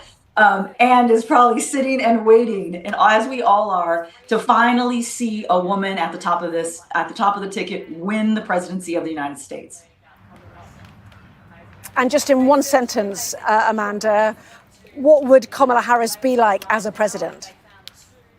I think you will see her exactly as she has been on this campaign, bringing coalitions together, uniting the country, and bringing back the promise of America. Amanda Interior, National Political Director, for Hillary Clinton, and now CEO of Code for America. Thank you very much indeed for your time. We appreciate it. Thank you. Thank you. Now, the result of the election could come down to a few 100,000 votes in the swing states where it is simply too close to call. Our data and forensics correspondent Tom Cheshire has been looking at the Electoral college vote system and how it all adds up. Tom. Yeah, the Electoral College is obviously crucial to the whole thing, because what we're going to see tonight, this is our board, it's already live, and you've already got the votes coming in, those 6 votes that have been counted already in Dixville in New Hampshire. Now, obviously, that's not going to make a difference to this whole thing, but this is also because these numbers really here, that's going to be the popular vote. That doesn't decide who wins this race. What does decide it is the Electoral College. This road to 270 votes, and that's because of the nature of this system. So you've got 50 states here, and all of them have these electoral votes. And you can see it's done according to the size of the state. So New York there, you've got 28, 30 for Florida, 40 for Texas, 54 for California over there. But then if you're smaller, if you don't have as many people, there's just 3 for Alaska. And when it comes down to those, it becomes a state-by-state competition. So let's say you win by just 1% of the vote in California. You still get all of those 54. Same for Florida. If it's a close call, you get all 30 of those, and that happens across all the states apart from Maine and Nebraska, which do on a proportional representation basis. So that means it is possible to get to that 270 without winning the popular vote across the nation. And we've seen that happen before. Not many times, but we have seen it before, of course, in 2016, where Hillary Clinton got nearly 3 million more votes than Donald Trump, but Donald Trump still won. Or think back to 2000, Al Gore versus George W. Bush, a bit tighter in the votes, but it all came down to that hanging Chad phenomenon in Florida. Very, very few votes, but Bush won Florida, and with it, he won the presidency. Now, it doesn't happen very often. There are only 3 other occasions. You have to go quite far back to get them: 1888, 1876, 1824, John Quincy Adams, where it happened. But the electoral vote is really key here. Tom, thank you very much indeed. So we finally get to see the Democratic nominee for the first time today. Kamala Harris is in Washington. Let's show you pictures there. Looks like she's talking. Let's listen.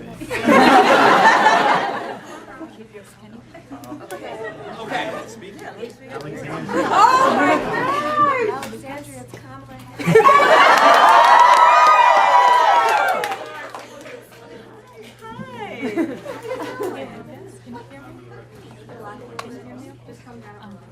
I am well. I just came by because we have all these incredible people from every background who are all here volunteering to make calls to reach out to our fellow Americans to remind you of how important you vote is. I'm not. How are you doing? Have you voted already?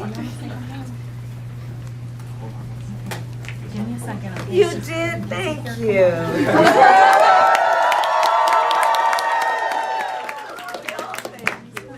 So very much. You know, it's so important that everybody participates, and I thank you, because I'm sure you got a lot of other things you could be doing, but taking the time to vote really does make a difference. So thank you for that. And you enjoy your day, okay?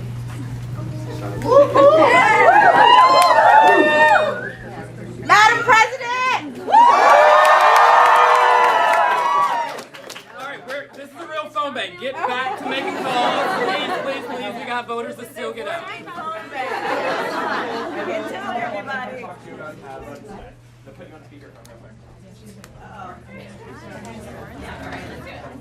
Jennifer, it's Kamala Harris. How are you?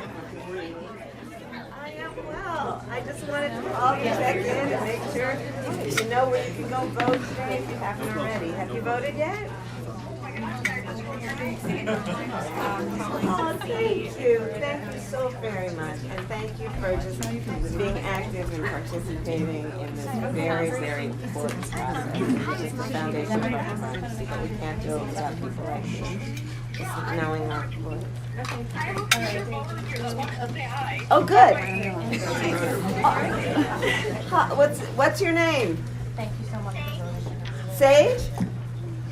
Hi, it's Kamala Harris. I can't wait for you to grow 10 years more.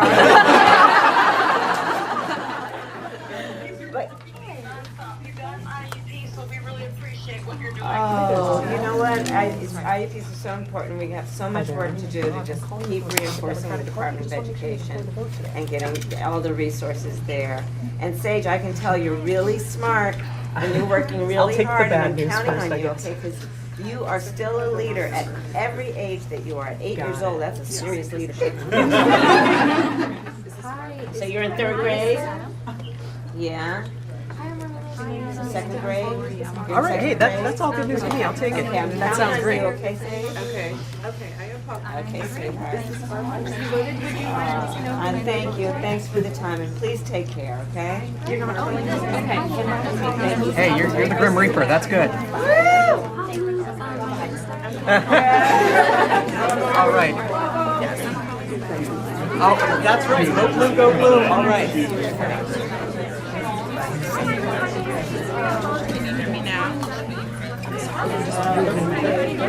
Your vote and everyone behind you so you can get through. but I think Okay, go ahead. so important each other and everyone power of their voice, their vote. This election is obviously, so important. How are you doing? Oh my God,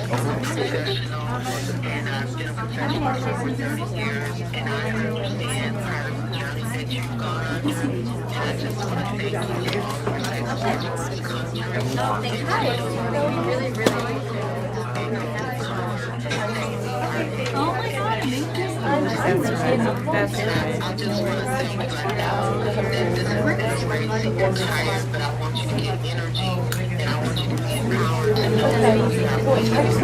It's so very, it's very kind and thoughtful. I appreciate it.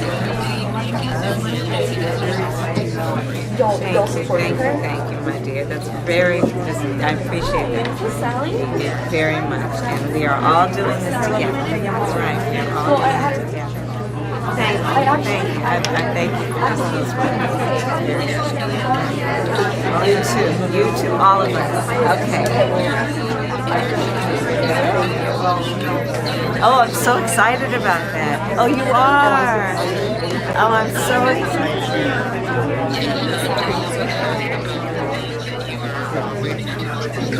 Well, and I just actually did some Milwaukee radio interviews this morning, but the Milwaukee small business, just the community is just thriving. So I'm looking forward to paying attention to your work and supporting you. And thank you for all of that. Thank you for taking the time. And we have all these volunteers here. You'd be really excited to know. There are just a lot of young people who are here calling the neighbors all over the country. Yes. And tell them I said hello. Okay. Thank you, my dear. Okay, have a good day. Okay. One more here for you. Everybody take a How are you feeling? Votes out here. Gotta talk to voters. All right, everybody, come. Caroline? Carolyn? Awesome. Hi, Carolyn. It's come.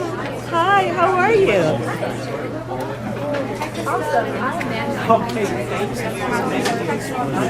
I'm looking at you and you're looking at me? Oh, because there's a live camera somewhere. Which camera is, this is, okay, I'm waving at you. This is waving at you. Is this Teresa? Yes, is this Teresa? Okay. Hi. Well, can you see I'm here with all these great volunteers? Hello. So we're calling people to remind you to vote. Can I ask?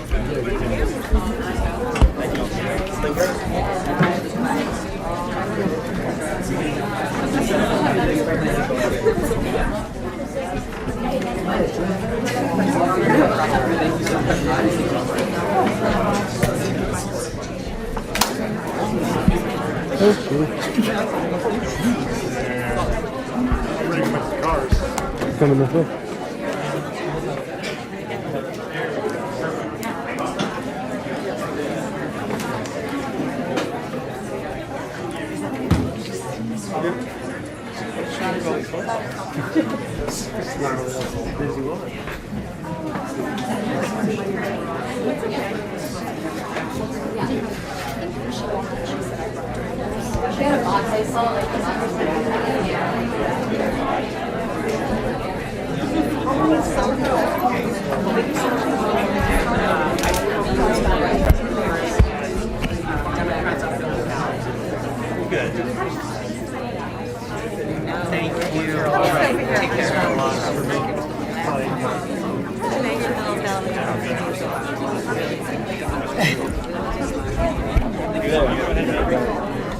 Concrete You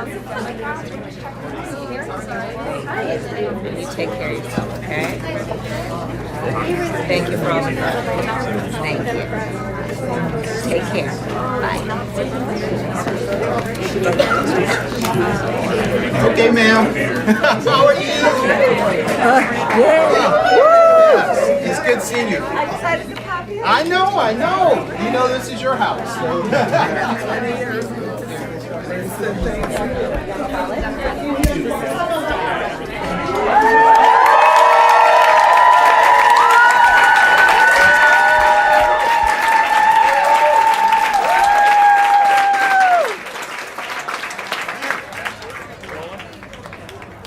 Well, Kamala Harris certainly amongst friends there. That was the Democratic National Committee offices. I'm guessing that was getting out the vote, wasn't it? Phoning people, including one, a child, clearly. I can't wait till you become 10 years older, she said, amidst laughter there. Calling some of the voters who've no doubt already cast their vote for the Democratic Party as we lose that footage. Some of it quite raw, as you imagine, so thanks for bearing with us as we watch the wobbly vision, trying to listen to what she had to say. She's decided to stay in Washington. She was brought up in California, obviously, and we've seen outside her residence, in fact, at the Vice President's residence, a lot of security has gone up there. And it was there, in fact, that Joe Biden called her while she was making pancakes and bacon for her great nieces and called up to say that he was throwing in the towel. And that was the process by which she then became the nominee for the Democratic Party. We understand she's heading to Howard University later on for the after party. That is where she went to university. And she writes in her book how very influential the university was for her. It allowed her to continue her civil rights activism, for example, and make some great friends. So Howard University in Washington is where she will wash up the day. Donald Trump, of course, is down in Palm Beach in Florida, just watching those pictures again as she enters the room. And as I said, on the phone to presumably some of the voters of today. Well, as Americans cast their vote to decide the next president of this country, the economy is the key issue for many voters. Donald Trump has an edge in the polls on who can handle it best. So let's take you through what the two candidates' key policies are. Well, Kamala Harris supports the Biden administration's infrastructure and renewable energy spending. She would expand tax credits for lower income workers and ban companies from making unfair price increases to curb inflation. The plans would be paid for with higher taxes on corporations and the rich. Donald Trump's policies are very different. He would put a 60% tariff on all Chinese imports and 10% on the rest of the world. He says he'd cut taxes and support Elon Musk's calls to slash federal spending. Trump has also criticized the Federal Reserve, saying the president should have a say in interest rate decisions. And just a word on Elon Musk's confirmation that he will spend part of the evening at Mar-a-Lago in Florida. So let's bring in now Chris Licata, Republican strategist, who joins us now. Is this for you all about the economy stupid, as Bill Clinton famously said? Is that really what will make voters choose where to put their mark in this election? Absolutely. And thank you for having me on. But yeah, it's very much about the economy. I'm not going to say stupid, but it is about the economy. It is about the border, and it's about the interplay between those two things. You're not going to vote based on your emotions. Well, I mean, certainly some people will, but I don't believe that the independents are turning out to vote in large droves because, they have the right vibes with Kamala Harris. It's not about vibes and brat and being all online. This has real kitchen table issues for the American people. And the American people have 4 years of higher grocery prices, higher gas prices, and a wide open border. And it has to stop. And I think that's how they're going to vote. Well, just as an aside, vibes do go quite a long way, don't they, in this social media world. We saw Donald Trump voting at Palm Beach in Florida. He sounded exhausted. His throat was gone. You know, clearly he said he'd been working 62 days on the trot. Kamala Harris there amongst supporters, you know, speaking to people on the phone. The vibe does feel a bit different, doesn't it, in these last few days? I mean, you have one candidate that has done countless and countless, not only television interviews with his vice presidential candidate, but, you know, he's also done 3, 4, 5 hour rallies. I mean, the man can speak for forever, and he loves doing his rallies. And then you have Kamala Harris, who has avoided the media. She has avoided giving serious interviews and anything that's not scripted. I mean, even that little stunt you just showed right there of her coming in and helping with the phone banking was so scripted to me and so robotic in a way. And it's all staged. It's all just for the internet, for the cameras. And, I don't think it moves the needle. Well, I mean, that has been a difficulty, hasn't it, for Donald Trump's campaign team? Get him to stick to the script, get out the vote, the importance of inflation in the economy and the importance of immigration.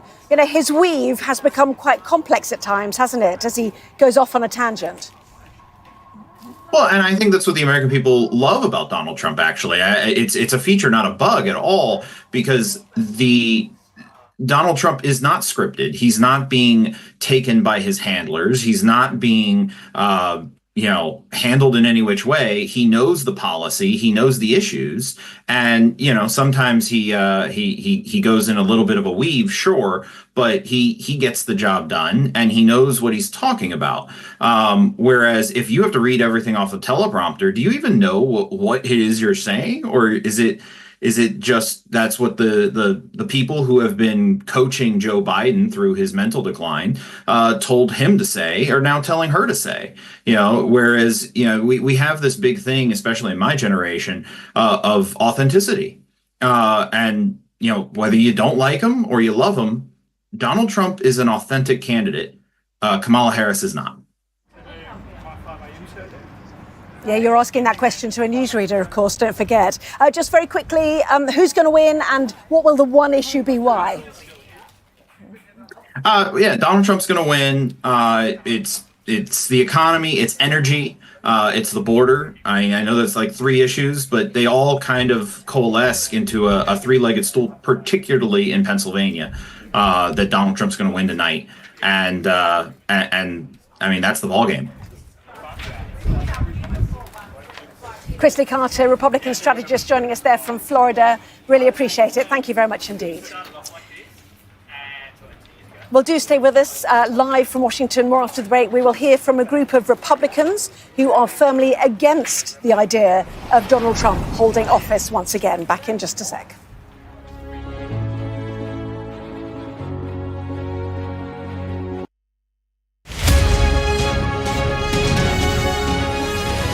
I'm Adam Parsons, Sky's Europe correspondent based here in Brussels.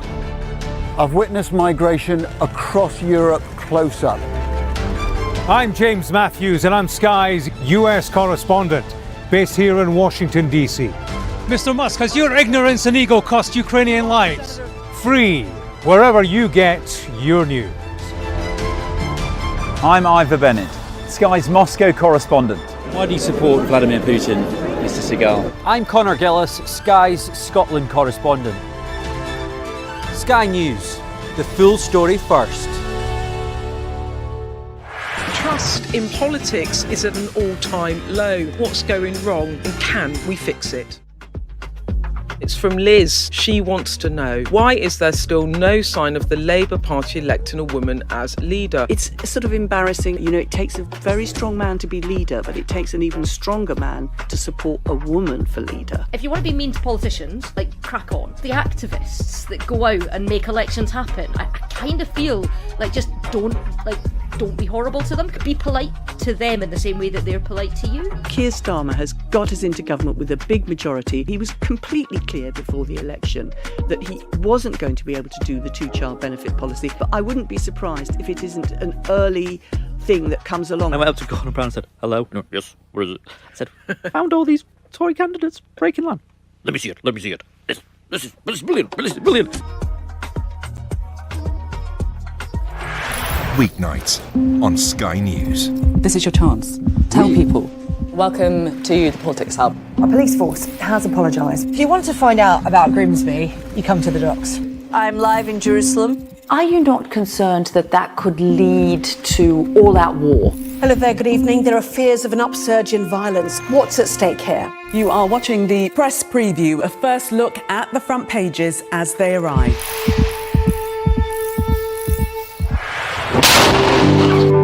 A lot of action going on. I'm Alex Crawford and I'm Sky's special correspondent based in Istanbul.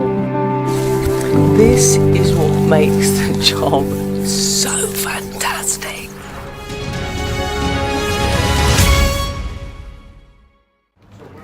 Well, millions of people across America are voting to choose the country's next president, and whoever voters pick, it will be a history-making moment. Well, joining me now is the co-founder of the Lincoln Project, Rick Wilson. I know you're all very outspoken against Donald Trump. Why are you hoping that it won't be Mr. Trump making history tonight? I think Donald Trump represents an immediate threat to the American Republic. He has openly talked about killing his political opponents. He's openly talked about using the military to go after and arrest his political opponents. He has a terrifyingly authoritarian view of what America should be. And so we and many other pro-democracy groups in the country have approached this from the right and a conservative perspective on why Donald Trump should never, ever again be president. He is a multiply convicted felon. He attempted an insurrection. He motivated a mob to attack the U.S. Capitol. He denied the results of a free and fair election. The catalog of Donald Trump's sins is almost boundless, and it's one of the things that we believe disqualifies him permanently from holding any kind of office. Well, he, of course, is also extremely popular, and half the nation wants him to be their leader. Is it you that's out of touch and not him? Look, I'm a conservative. I believe in the fundamental principles of the United States, the Constitution, the rule of law, the norms and institutions that this country is founded on. I do not believe in personality cults. I do not believe in worshiping one man as if he were some sort of demigod. If that's out of step, then so be it, then I'm out of step. But most of the nation actually does not love Donald Trump. His favorability rating has never been over 46%. He is right now at about 37%. Most of the country is uncomfortable with Donald Trump in a fundamental way. Kamala Harris is better regarded by the voting public. Our electoral college system makes it still so that Trump is competitive. If we didn't have that electoral college system, he would get blown out of the water tonight. And he may still get blown out of the water tonight because Americans have had enough. They've had enough of the cruelty, the chaos, the conspiracy theories, and the anti-American, anti-democratic in the small d way rhetoric from Donald Trump. Do you sense, though, that America, Donald Trump or not? And is that because of issues like the border and immigration and the rhetoric that has come from Donald Trump in these 3 election cycles? Well, look, America is a strange political critter. Yes, there are things in which Americans are more on the right, but there are also, you can make plenty of arguments in the country right now that the country's significantly moved to the left on things like LGBT rights, on things like abortion. The country is definitely not leaning in the conservative direction that it once did. On things particularly related to the Dobbs decision, the overturning of Roe v. Wade, the Republican Party has taken tremendous political damage because it's profoundly out of touch with millions and millions and millions of voters in this country, women primarily, but also their husbands, their fathers, their brothers, and their relatives who look at the rights that women have lost in this country since Donald Trump overturned Roe v. Wade, or his court did. And it has caused a groundswell in the country that's vastly outweighed the political impact of immigration. How much do you see, and we've discussed this for years now, haven't we, this populist wave, but how much do you genuinely see it as a backlash from culture wars, from wokeism, trans rights issues, all the things we've talked about for years, and the fact that young men feel that nobody was speaking for them through good times and bad, and Donald Trump is that man for them? The irony of Donald Trump's sort of fake masculinity thing is he doesn't really care about young men or their financial or their personal wealth or prosperity or anything like that. He looks at them as a malleable and persuadable group. And, look, I understand that. but I also think that it does a disservice to the millions of American men who aren't buying into that same iteration, that same variation on a theme of what masculinity means. Donald Trump is a dishonorable person. He is he's a criminal. He is a liar. He's a fraud. He's a thief. He's a man who is a rapist. None of his characteristics are things that I wanted my son to emulate. And most Americans look out and they say, do I want my young man, do I want my son to imitate Donald Trump the way he behaves toward women? Do I want my daughter to be around men like Donald Trump? And the answer is robustly no. Rick Wilson, apologies for cutting in. We've run out of programme. Good to have you No on worries, from the thank Lincoln you. Project, co-founder. Thank you very much indeed. Thank you. Clock is counting down. As you might notice, we'll have the latest on Election Day here in the US.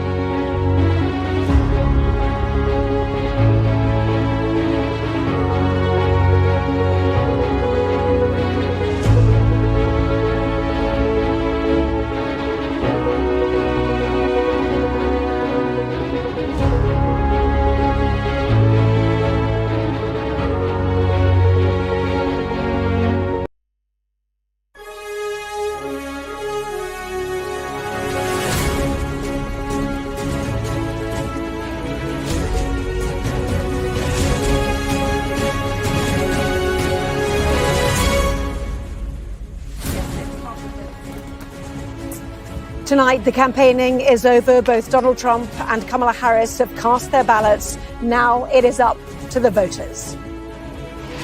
Have you voted already? You did, thank you.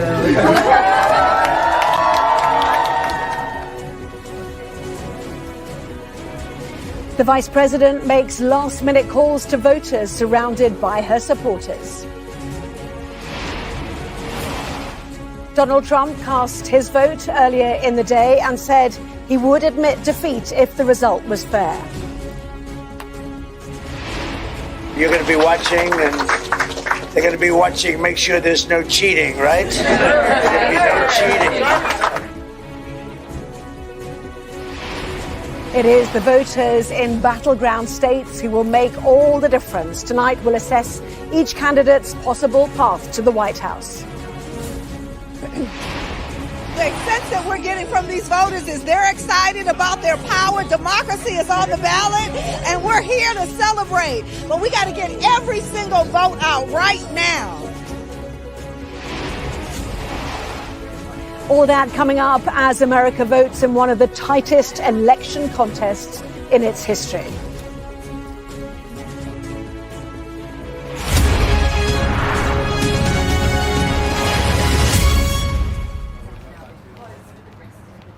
Hello, good evening from Washington. After 2 assassination attempts, a late withdrawal by President Joe Biden from the contest, and a campaign marked by divisive rhetoric, millions of people across this country are voting to choose America's next president. Whoever voters decide, it will be a history-making moment. Kamala Harris will be the first woman elected to the White House. Donald Trump would be the first convicted felon to sit in the Oval Office. Well, in the next hour, we will focus on the battleground states and the voting groups that could make all the difference. Before we dive into all of that, we've been left wondering today if we would see Vice President Kamala Harris.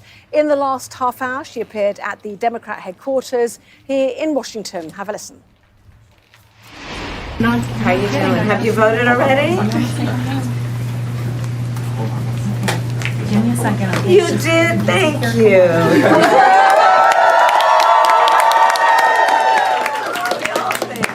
Thank you so very much. You know, it's so important that everybody participates. And yes, because I'm sure you got a lot of other things you could be doing, but taking the time to vote really does matter. Right. So thank you for that. And you enjoy your day, okay? You're ready. Have you voted yet? Oh, thank you. Thank you so very much. And thank you for just being active and participating in this very, very important process. It's just the foundation of our democracy, but we can't do it without people like you. Just knowing our work. Oh, good. What's your name? Thank you so much. Sage? Hi.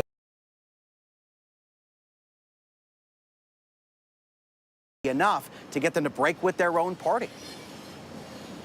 All right, that is very interesting. Selena and Jay, our thanks to both of you. And what a day it certainly is. We want to take a close now look at voters in Arizona. This is a state where voters will decide if the right to abortion access should be enshrined in Arizona's constitution. It's one of 10 states with a ballot initiative to expand reproductive rights. So I want to bring in ABC News' Elizabeth Schulze, who is joining me live now from Phoenix. Elizabeth, glad to have you here with us. And again, we have talked a little bit about where you're at, a state that came close to a near total ban on abortion earlier this year.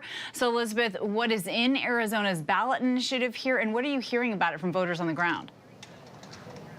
And Kana, you guys were talking in the last segment about how access to abortion and broadly reproductive rights is a focus of both of these campaigns, but the Harris campaign especially is hoping that that will drive turnout, especially when you think about where we are here. We're in Maricopa County, the fourth biggest county in the country, and a lot of this race will come down to suburban women in the suburbs of Phoenix here. So what we are hearing from the campaigns and from voters is that this is a driving issue. They're looking at this ballot measure, as you say, one of 10 states with abortion directly on the ballot. And what this would do is enshrine the right to an abortion in the Constitution. Essentially, it would get rid of the current 15-week ban with some restrictions in Arizona, expand access to abortion. And we had a chance to talk to the Democratic chair of the GOP chair, or I'm sorry, the Democratic chair here in Arizona of the party. She talked about how this is a driving issue for voters and how in every election since the end of Roe v. Wade, when abortion has been on the ballot, the abortion rights position has won. Take a listen. When abortion's on the ballot, we saw this across the entire country. When it's on the ballot, it's really good for Democrats. I think people understand that since Roe fell, we now have less rights. We've moved backwards, and people don't want that.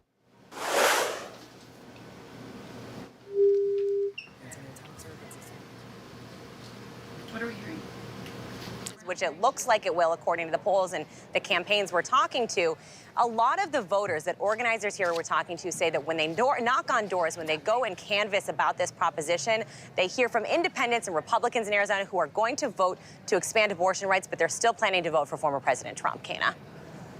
And Elizabeth, what can you tell us about the early votes that we've already seen so far and how the campaigns are really feeling on the ground about it?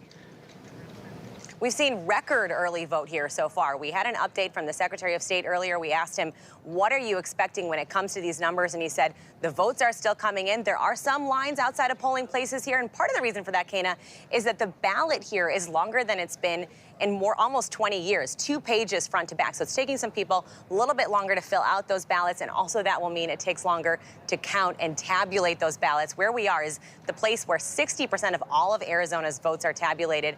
And they say that it will take some time to get those results processed. They're giving us a timeline about 10 to 13 days, but the Secretary of State told me could be a little bit longer than that, just on the length of time and the focus on making sure that they get every vote counted, but they also do this right and to make sure that it's clear and transparent all throughout the process, Kana.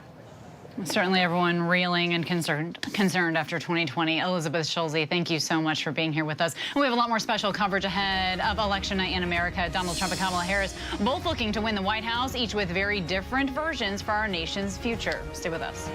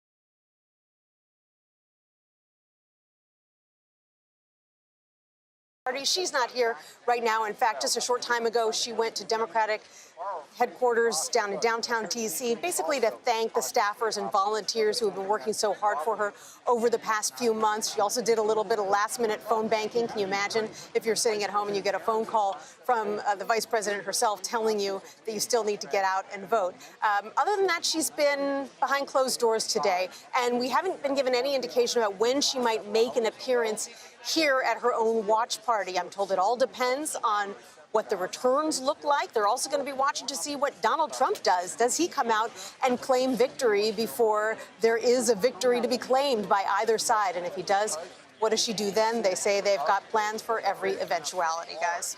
Nancy Cordes in Washington, thank you so much. Caitlin, over to you in West Palm Beach, Florida. How confident is the Trump campaign about its chances tonight?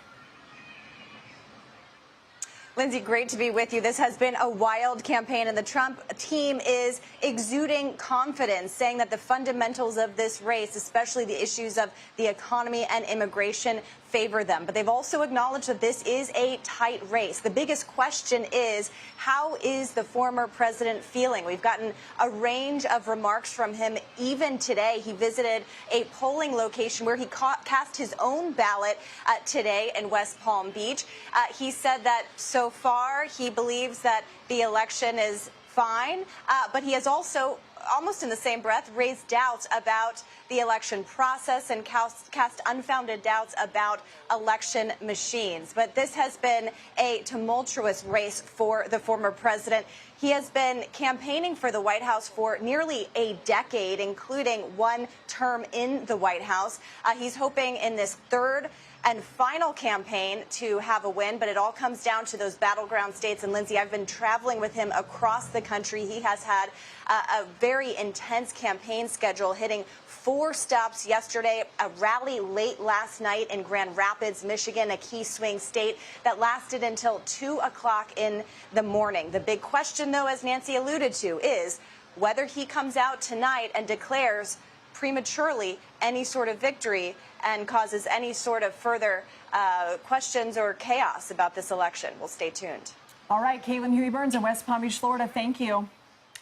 All night and for as long as it takes to project a winner, our CBS News data desk is analyzing the results as they come in from local and state officials and precincts. CBS News Executive Director of Elections and Surveys, Anthony Salvanto, is here with a look at how to watch the results. Anthony?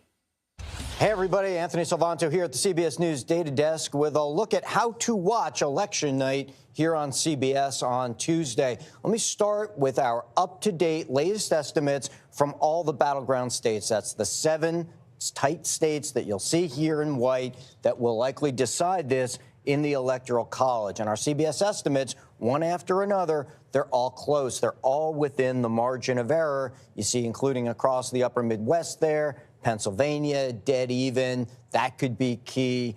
That's your map. Now, let me show you how to watch this as the results start to come in. CBS News will have exit polls from all the battleground states, sending interviewers to precincts as people are voting on Election Day. We will bring you that data as soon as the polls close. We will show you the estimates we have from each state in real time.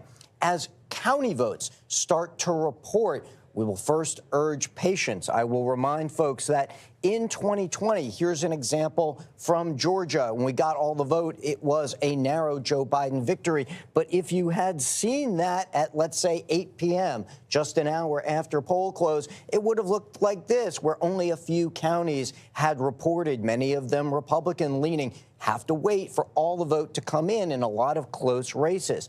Now, as we go forward, I'm going to remind folks, one thing we always look for at the decision desk is the patterns and the shifts, comparing this election to the last one. For example, if in 2020 I had shown you this, it would have shown you that Joe Biden at the time, these blue arrows moving to the left, was swinging a lot of those counties around metro Atlanta. Donald Trump at the time was swinging a lot of these rural counties down in the central part of the state. We will show you how the shift is playing out in real time in this election, too. And the other thing I'll remind folks is where the votes come from and turnout. Sometimes on just a red and blue map, you can't see that. But if I turn the state on its side here, these higher bars are where you've got more voters. In metro Atlanta, this story is Democrats need a lot of turnout, whereas across the rural areas, fewer votes in each county, but Republicans tend to run up a rather consistent margin. That will be key for Donald Trump. So that's some of the ways that we will bring you all of this in real time as we go forward on election night. See you then. All right, Anthony Salvanto for us. Thank you, Anthony. Let's go now to CBS News chief political analyst John Dickerson, who's joining us now from Times Square. John, I thought it was interesting that Anthony focused on the state of Georgia. As you know, our Bob Costa reported this morning that some sources within the Trump campaign say he might potentially declare an early victory even before all the results are counted, before there's an official declaration. So break down sort of what's at stake in this election, because to me, that's sort of a microcosm of what we've been talking about all cycle long. Well, there's a lot that's at stake in this election, but let's start with that. I mean, candidates don't get to declare that they won. We saw in 2020 that Donald Trump claimed that he won, and he didn't win, and he's still claiming that he won in 2020. And that's, of course, a lie. And he used that lie to persuade people to march to the Capitol. And, of course, there was violence in his name, for which the leaders of his party blamed him. For making a historic attempt to overthrow 81 million votes. So this looks very much like the same playbook. Now, that's just, so far, this is just speculation about what the former president should do, so we should be careful to note that. But that would be, very similar to what he did last time and suggest, the possibility of trouble this time around. But, of course, the rest of what's at stake is, of course, what the presidency is all about, which is the serious complexity of running the United States, which is a very difficult job. All right, John Dickerson, always appreciate your analysis. Thank you. And the presidency isn't the only contest on the ballot tonight. From Arizona to Pennsylvania, there are razor-thin margins in Senate and House races. We're going to break down the races that could determine the balance of power in Congress. You're watching CBS News' America Decides Election Night Special. I mean, I'm a queer person in this country, and I'm very afraid of losing my rights, and fingers crossed that doesn't happen this week.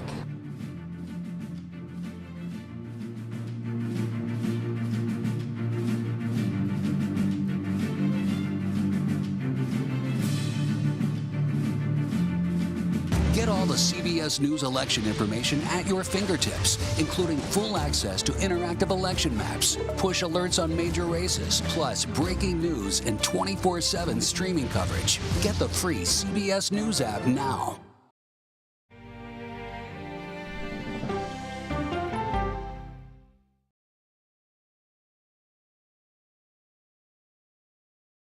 Come on, Julia. Oh, no. I will if you will. You go, Gail. That's right.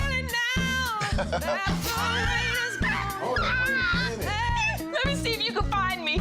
I want to make sure that my voice is heard, but also that I lift up other voices. You can't write a better script. Yeah, boy! It's gonna be a bright, sunshiny day. We'll see you 7 o'clock sharp.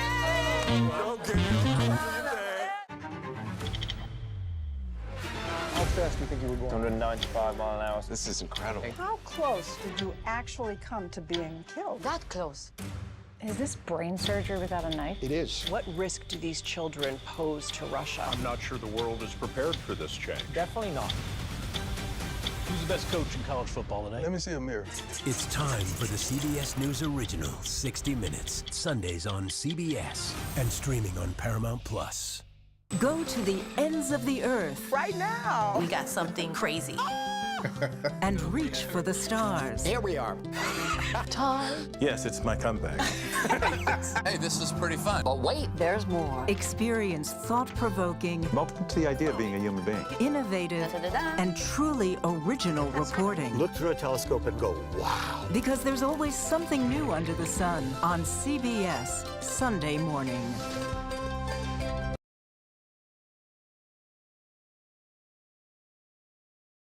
That early vote was just able to start getting processed today, so that may lead to some delays once we get in the reporting phase later this evening, Kristen. Well, it's always, again, just so fascinating to hear from the voters. It is their day. Shaq Brewster, thank you for bringing us those great interviews. Priscilla, you're out in Arizona, still relatively early out west, but how has voter turnout been there so far? Yeah, Kristen, we just got an update from Maricopa County saying that nearly 150,000 voters have checked in across the county today. That's adding to the more than 2 million who voted early. And I want to just give you a look inside of a voter's shoes. They are walking up and they are getting Harris supporters offering them voter guides. There are Trump supporters here also offering their voter guides. So trying to capture what any voters who may be undecided before they hit this point, and then they are walking in all on their own. There are about 80 people in line right now. We've been out here talking to a lot of these voters, and I want to play a little bit of some of what we're hearing. Take a listen. People are dying. Women that's can't carry a child, needing to have this child taken out, and you're telling me that this woman has to die because the doctors are scared, which is totally understandable. That's horrible to me. And that's putting everybody's life in risk. Our economy, our country is going bankrupt. And if we vote democratically, we are going to be in a worse situation than we are now. They don't care about the borders. They don't care about the American people.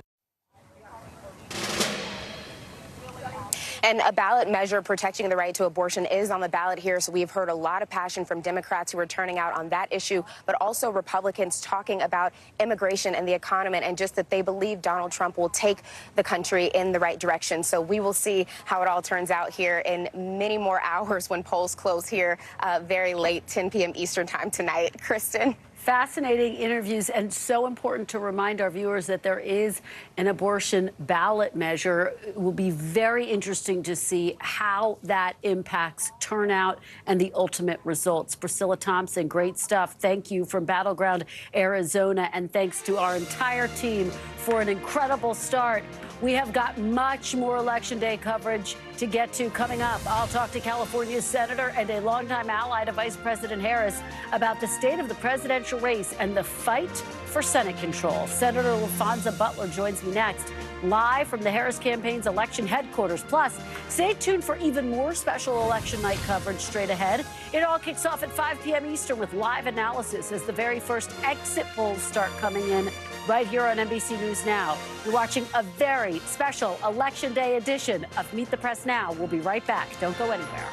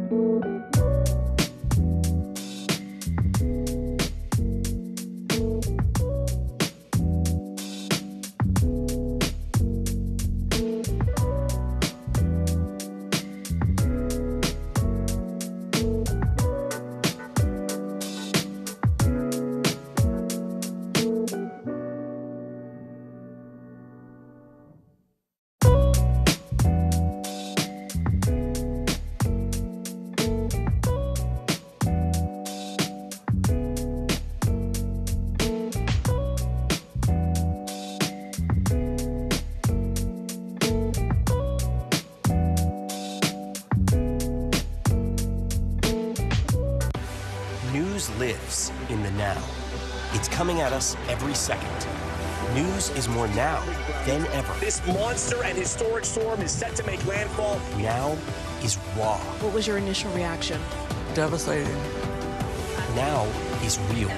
Voters are voting. It's here. It's happening. Now is constant. You gotta see this. Future is now. News for the generation of now is NBC News Now.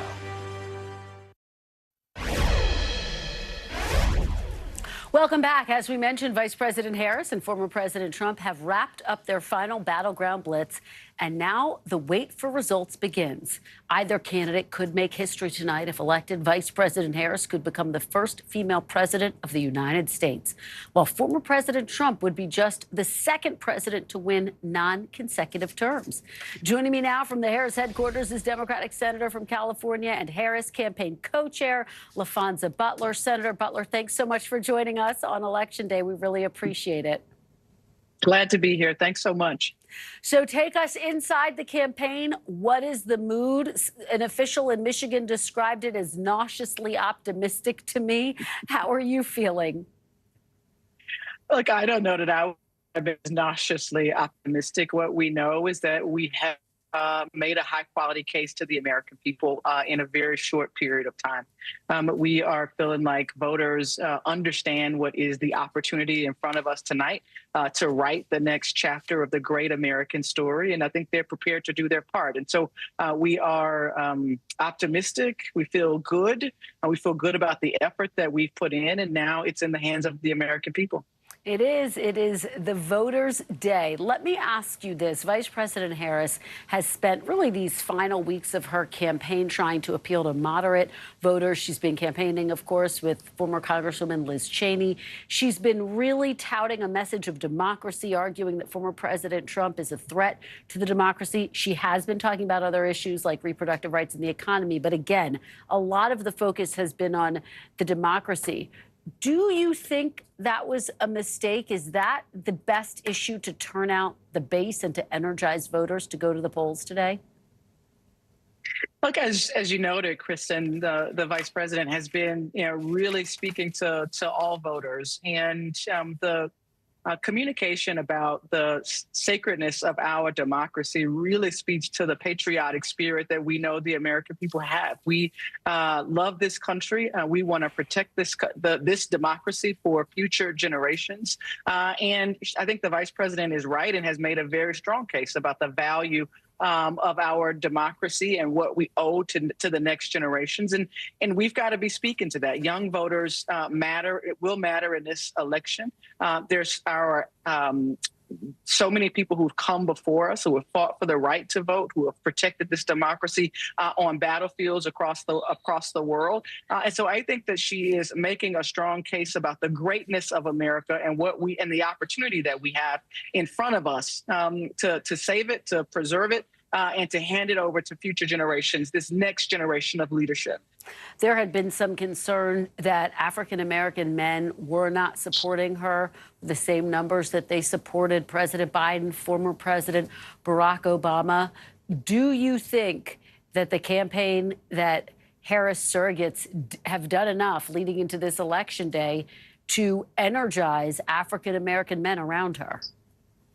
Kristen, let me be the first to say thank you to every African-American man that has already cast their ballot and who is going to be going to cast their ballot tonight. Not only are they supporting Vice President Harris, but they support the vice president and Democrats traditionally second only to Black women.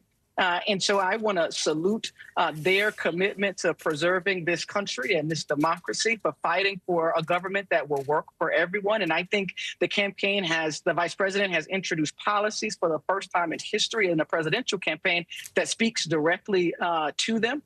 And I think that we will see tonight the power of Black men and frankly the role that they've always played in presidential elections. What do you make of former President Trump's closing argument? He has spoken about issues like the economy and immigration, but there's also been a lot of rhetoric. Some would call it dark rhetoric. In some cases, even invoked violence. What do you make of that closing message? Look, it's the same old tired message. For the last 9 years, the American people have been listening to Donald Trump denigrate women and people with disabilities. We have, heard his, cries of antagonism and dismissal of people who may think differently than him. We've heard his whining, frankly, about things that may not go his way, and we're done with it. The vice president has made this point 23 times in the last week. The American people are done with his tired old story. And if that's the best argument that he's got to close, then I think the choice before the American people tonight is a very clear one. Senator, what are the plans within the Harris campaign if former President Trump prematurely declares victory tonight, as he did in 2020? Look, I think what we are trying to do is let the voices of the American people be heard through their vote. We are prepared to be patient. We are prepared to defend and protect the rights of every American to have their vote counted and to have their voice heard. We know that the former president has been laying the groundwork to do exactly what you just said, to declare early victory, to create chaos and confusion. But that's the only tool he's got. And so rest assured, we have a top-notch legal team, voter protection attorneys all over the country with hotlines that are ready to go for voters to call into. Go to iwillvote.com and find all of the information that you need. But we are, again, prepared to be patient and ensure that every voice, every vote of the American people is cast and counted. All right, Senator Butler, thank you so much for your time. We really appreciate it. Thank you, Kristen. Coming up next, you are looking at live pictures of Trump headquarters in West Palm Beach, Florida. We'll get the view from a top Trump campaign official next, amid new concerns from Trump allies about the campaign's ground game. We'll delve into all of that. You're watching a very special edition, Election Day, right here on News Now. Meet the Press Now.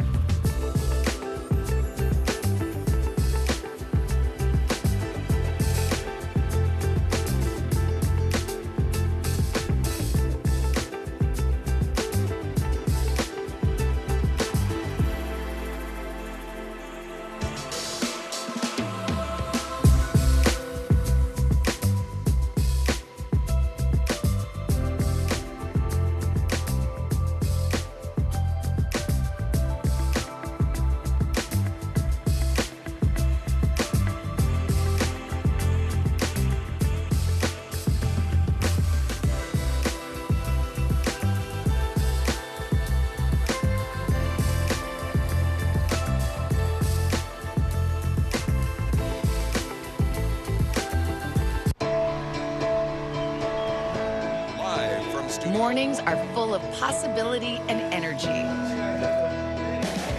And how you get set for the day ahead matters. Take charge of those first hours. It's about getting caught up. And really, it's about getting ahead. And that's what drives us every morning, because every day deserves the best start.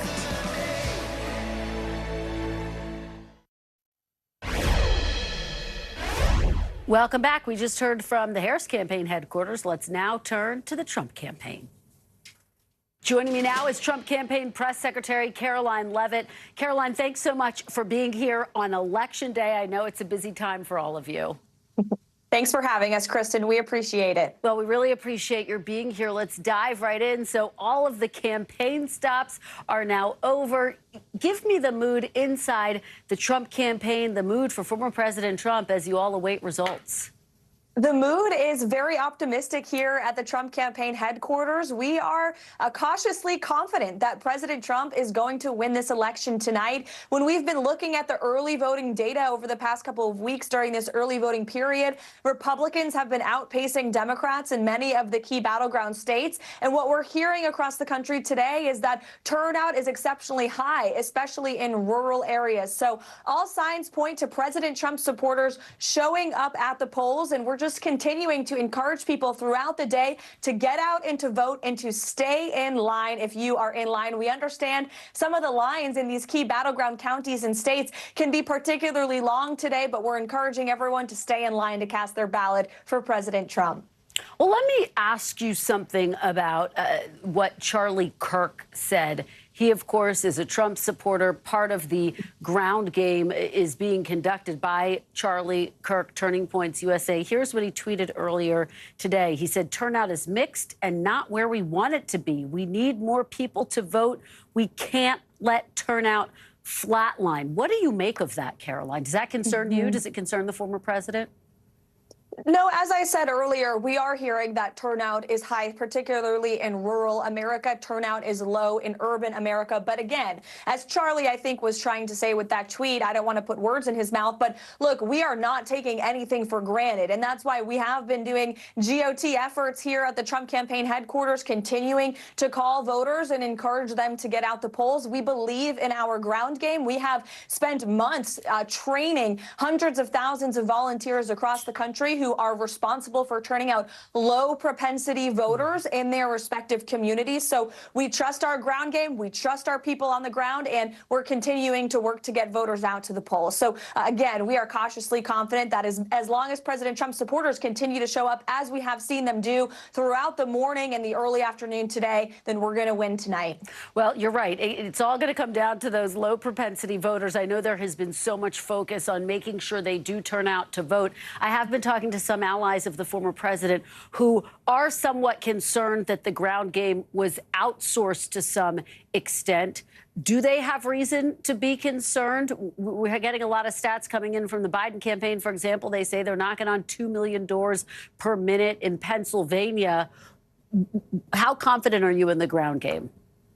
We are 100% confident in our ground game. We have truly put together the most robust, data-driven, and people-powered ground game that we believe in American politics. That will be proven again when President Trump hopefully declares victory. But there was a lot of criticism and concern because we changed some things from past years. And in politics, when you change up the game, then sometimes there's criticism from the outside. But in this building, we believe in the ground game that we have put together. We have exceptional data experts who are looking at the numbers coming in, and again, all of the early voting trends and also the voter registration trends that we have seen over the past several weeks. In Pennsylvania, for instance, where we were out registering, Republicans were out registering Democrats by a margin of 2-1. In Arizona, Georgia, North Carolina, where Republicans were outpacing Democrats, not just with voter registration, but also early voter turnout. I think that's a testament to our ground game. We just have to finish the job today. And I should correct myself. It's 3 million total. They were touting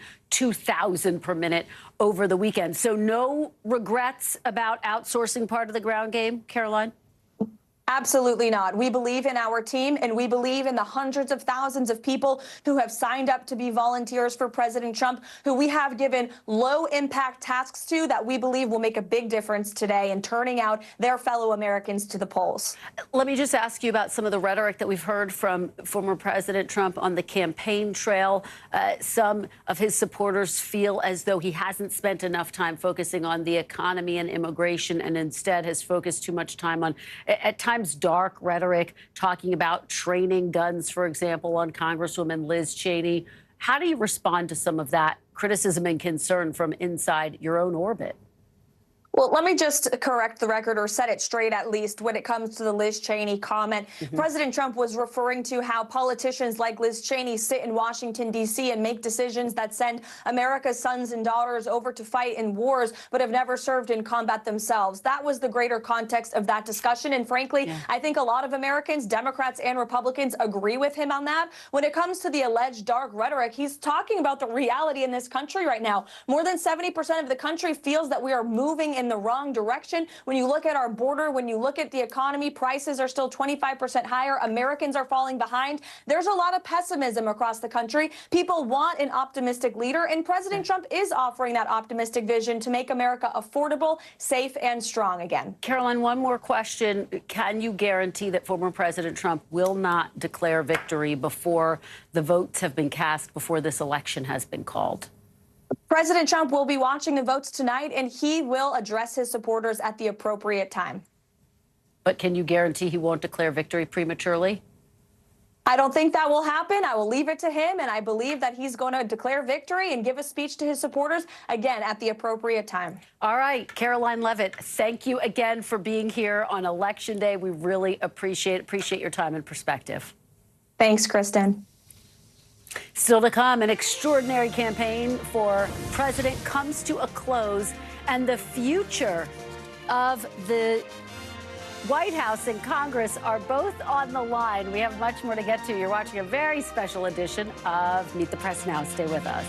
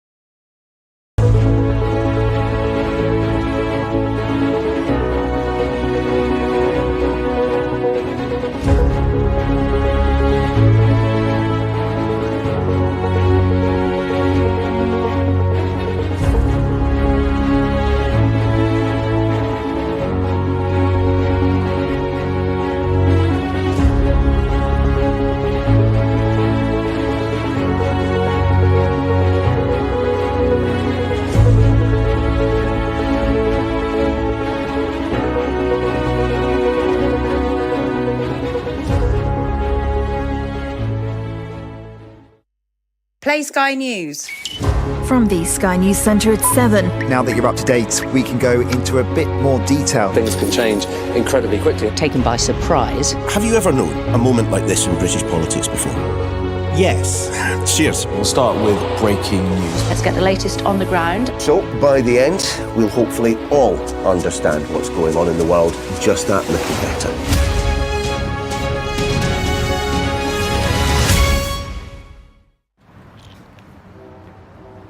Welcome back to Washington. Donald Trump has made immigration a key issue in this election, with many of his supporters citing the southern border as a key vote winner for him.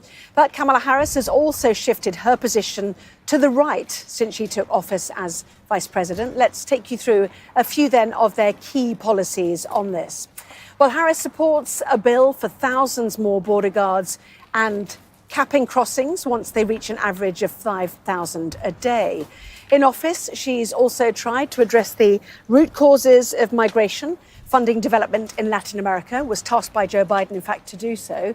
Meanwhile, Trump says he would carry out the largest deportation of illegal migrants in American history, around 15 to 20 million people. He'd reinstate his previous policies to force asylum seekers to stay in Mexico while they await hearings and reintroduce a travel ban from some majority Muslim countries. Well, I'm joined now by the Republican member of the Texas House of Representatives, Steve Toth. Good to have you on. Immigration for these border states, really critical. How are they playing, do you think, today? Well, I know that Texas is nearly broke from this open border over the past 4 years as tens of millions of people have poured across the border. Her prior support for a bill that would have allowed 5,000 people into Texas every day would be an additional $1.9 million that have come in. And there's no way to control it, because how do you keep count of 5,000 people across the southern border of America to know whether or not that's even close to being accurate? And as far as the number of people, those were people to process. Those weren't border agents that would stop people from coming through. Those were simply people that would process them coming into the United States. It's breaking us. So what happened to the wall then? Well, we were hoping that the Biden administration, the Harris administration, would support construction of the wall. And what Texas is doing right now is we're buying land on the southern border of Texas, and we're building the wall ourselves because of the calamity that we have right now because of the Biden-Harris administration.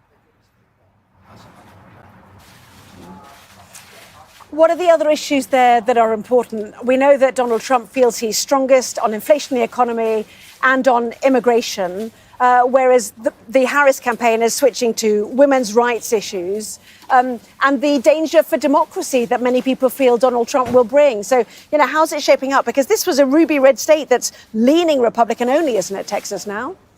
Everything that the Democrats have accused the Republicans of, they are the ones that have been guilty of it. Democracy being threatened. The only threat we've had towards our democracy in the states has been from Kamala Harris, of trying to lock people up that disagree with her. They have repeatedly gone after Donald Trump and anyone that's been associated with him, including his attorneys. He can't even get attorneys to represent him now, because if they do, the Justice Department has tried to disbar these people. This has been the greatest assault on democracy that the states have ever seen under this administration. But Steve, coming in, looking in from abroad, looking at the building that's behind me, the Capitol building that I understand you're, fighting to run in, how is that such a non-thing, what happened on January the 6th, 2021? Why is that not disbarring him alone from being the candidate in the Republican Party? You're starting with a skewed advantage. If Trump is guilty of January 6th, you, as a member of the press, have found him to be guilty when, in fact, he said, we need to peacefully march down to the Capitol and let our voices to be heard. And yet every interview that has ever been spoken of, that gets edited out by you guys, members of the press. You're guilty of it. You're guilty of spreading a false. You're guilty of spreading a false narrative.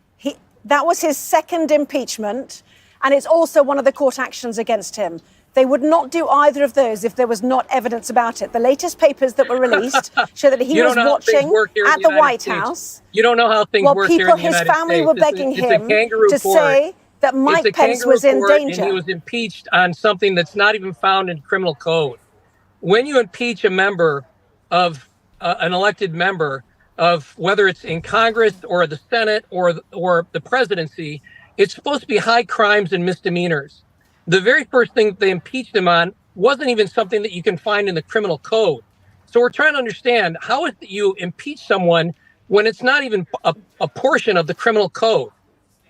So not allowing the ratification of a lawful election for you is not a high crime and misdemeanor. This is not the night to have this conversation, by the way. So just, that was the charge against him during that impeachment and subsequently. How did he stop that? How did he stop it? He didn't stop it. How did he stop that? He didn't stop it. Because his supporters broke into the Capitol while that was taking place on the Senate floor. The senators were cowering behind their seats. And Donald Trump asked them not to do it. And Nancy Pelosi, Donald Trump asked for additional security to be placed all around the Capitol, and Nancy Pelosi refused to give it to him. He said that there is going to be an uprising. He said there are going to be more people than you can handle. And he said we need additional troops. And Nancy Pelosi, who's responsible as the Speaker of the House and is responsible for protection of the Capitol, refused it. If the court action on this issue is finally allowed to take place, then all of this will become clearer. Just want to ask you about the Senate race, which is fascinating in Texas. Ted Cruz standing again. He's up against a tough opponent, though, isn't he? Colin Allred. Is your man going to win that one? I think he is. I think he's going to pull it out. Colin Allred is too liberal. for the states. He's too liberal for Texas. This is the guy that has repeatedly said that he wants to expand the rights of biological men to go into our girls' bathrooms. We don't want that in Texas. This is a guy that has said he called the border wall racist, and he said we will have nothing to do with a border wall on the southern border of Texas. But now all of a sudden he's doing a Kamala Harris, and he's flipping and saying, yes, we should stop the people. We should stop illegal aliens from coming into Texas. So he's all over the place. Ted's going to win this handily. Okay. Well, even in the last few weeks, Ted Cruz was asked, should Donald Trump accept that he's lost? Well, no, he was asked, did he lose 2020, and refused to answer that. So my question to you is, should Donald Trump say that he's lost if it's a free and fair election tonight, if it looks like he's lost? Do you expect that he will do that? Both people, whether it's Kamala Harris or Donald Trump, if this is a free and fair election and there's been no wrongdoing, then they both should accept it. And Steve, you look like you're in your car. I don't know if you're heading off to a watch party for one of the elements that you've been standing in. What are you planning to do tonight?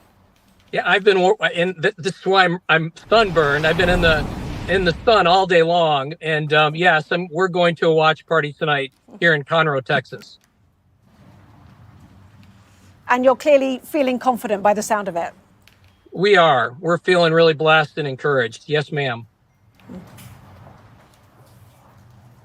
We're looking at pictures right now of West Palm Beach, the Trump campaign party. Elon Musk, we're hearing as well, is heading down to Mar-a-Lago as well to spend time with Donald Trump. Just very quickly, if you don't mind, Steve, in one sentence, what would Donald Trump bring to America if he won a second term for the third time of asking? He'd restore the dignity of our nation. Right now, we've lost all credibility. We've seen the deterioration of the Middle East, and that is all a result of the weakness that the United States has shown. America is at its best. The United Kingdom is at its best when we stand together against evil, because the reality is that when weakness is shown by the United Kingdom and the United States, evil people flourish, and we've got to stop it. Steve Toth, good to have you on, Republican member of the Texas House of Representatives and a Trump campaign surrogate. Thank you. Thank you. So who is chosen to sit in the White House today will have implications well beyond America. Foreign policy is a key dividing line between Donald Trump and Kamala Harris. In the Middle East, both candidates support Israel's right to self-defense against Hamas and sending them military support. Well, Harris has called for a ceasefire with the release of hostages and withdrawal of troops from Gaza. But Trump is seen as more strongly pro-Israel, condemning pro-Palestinian protesters earlier this year. Ukrainians are also watching closely the result here. Kamala Harris has been a strong supporter of American aid to Ukraine and says she helped mobilize it from the beginning of the invasion. Trump is much more skeptical of this support and says he would end the war in days, even before any inauguration in early January. Well, I'm joined now by James Lindsay, Senior Fellow in U.S. Foreign Policy at the Council on Foreign Relations. Good to see you. First question, should the world fear a second Trump presidency, do you think? Well, Anna, thank you very much for having me. I think that the world will adapt to a second Trump presidency if that's who American voters choose. I do think you were quite right in your introduction to this piece to point out that Vice President Harris and former President Trump have very different worldviews. So who should be concerned, though? For example, Ukraine. There has been a suggestion that, he would push for a ceasefire, which would inevitably lead to Ukraine giving up territory it has so far lost, which seems unacceptable to them.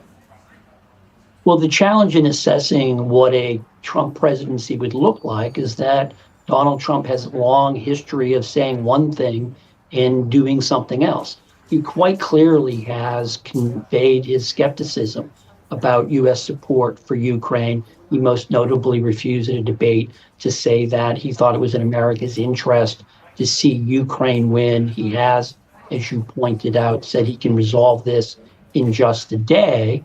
But Donald Trump, again, has been known to say certain things and then not necessarily follow through. We really don't know, for example, what the terms would be that a President Trump would try to work out on Ukraine.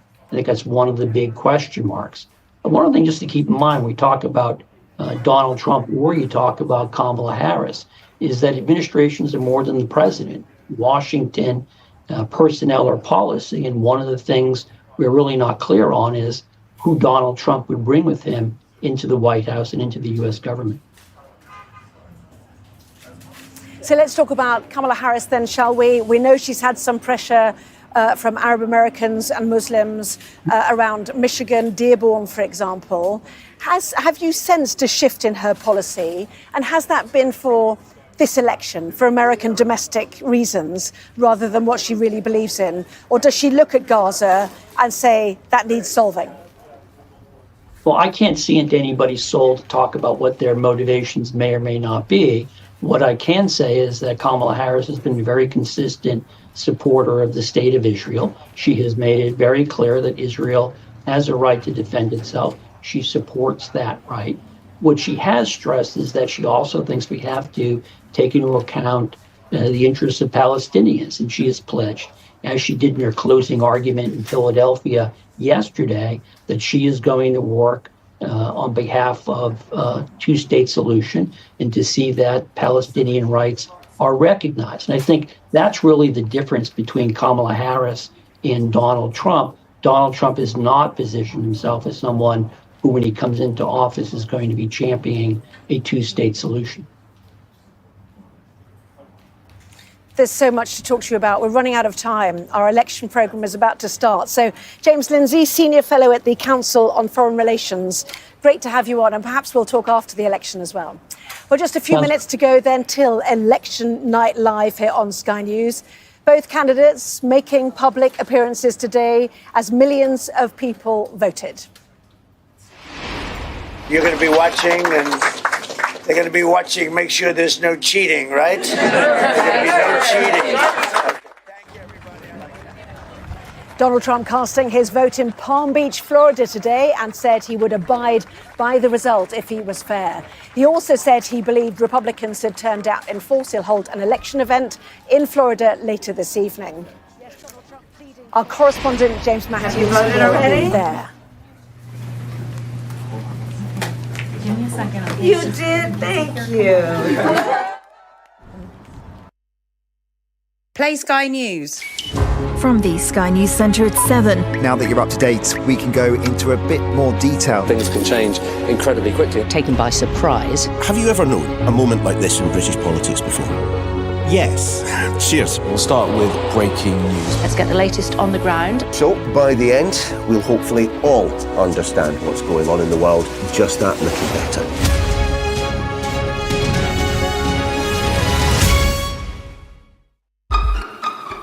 We've got your Sunday mornings covered. From the front page and the sounds of the streets to the voices of the people who make the major calls and big picture politics beyond Westminster. We'll put you at the heart of our story. A new start to Sunday. I'm ready. Are you? Join me, Trevor Phillips, Sunday mornings on Sky News.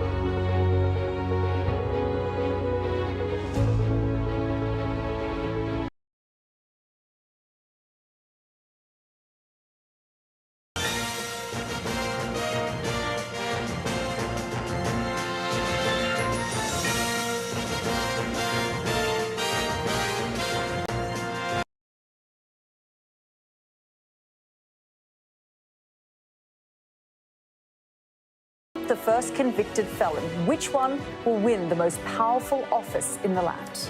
It's tight, it is fraught, it's being called the most important election in the modern history of the United States. Quite simply, what happens in the next few hours will have huge implications for America and indeed the world.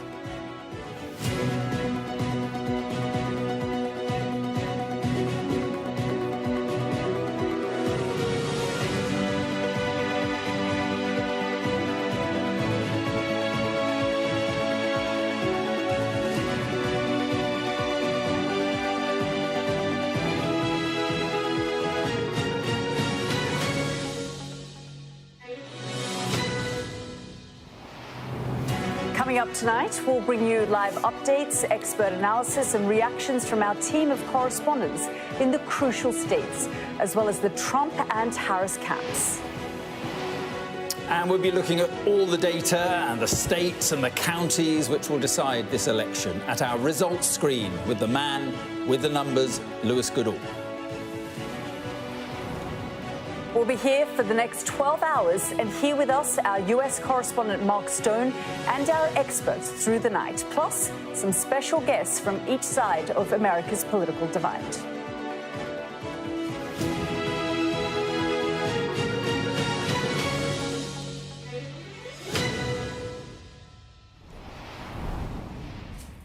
Good evening and welcome to Washington. This is America Votes, Election Night Live. Donald Trump and Kamala Harris are both vying for the keys to the White House.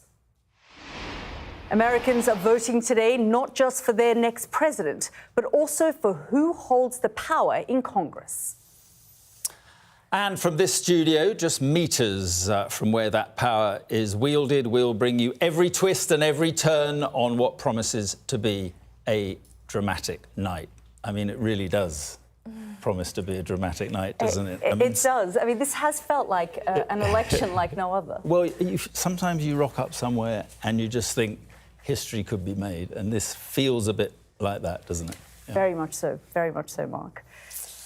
Well, let's bring in our guests, of course, and Mark Stone, first to you, because, Mark, you've been here for the last 4 years, but what's been extraordinary is the last few months, frankly, all the twists and turns that we've seen. Extraordinary is an understatement. An extraordinary 4 years, in fact, an extraordinary few months, certainly. So many twists, so many turns, the future direction of this country on the line, of course, but the world beyond as well. Democracy in America on the line. Both sides are claiming that. So much at stake, so much to play for. An election so extraordinary, so consequential, so tight.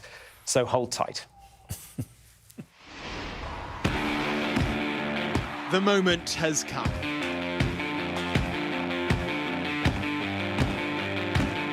For 4 years, America has been barreling towards this. There have been moments you couldn't make up. Moments that were made up. In Springfield, they're eating the dogs, the people that came in, they're eating the cats. So where to start? Biden had just won. Who was it called by? All the networks. Oh my goodness, all the networks. Wow! I, Joseph Robinette Biden Jr., do solemnly swear. A beaten president who never admitted defeat. An unprecedented attack on the seat of democracy. And that historic conviction. He will be vindicated. If it wasn't for him, they'd be after us. On the other side, Joe Biden, a man with a life of service, but a string of gaps. Ladies and gentlemen, President Putin. He's going to beat President Putin. President Zelensky. He was clinging on. And then, this. Inches from death, but perhaps also inching him closer to the White House. This evening could have been so much different. While President Biden eventually faced the music. I gave my best to you. He was out, she was in. I accept your nomination. Smart, competent. No ideas, no attitude. there has never been an election like this. This truck is in honor of Kamala and Joe Biden. Never has this country faced two such starkly different choices. If we lose it, our country's going to hell. I think it's a civil war. Implications all huge. Here, now, tonight.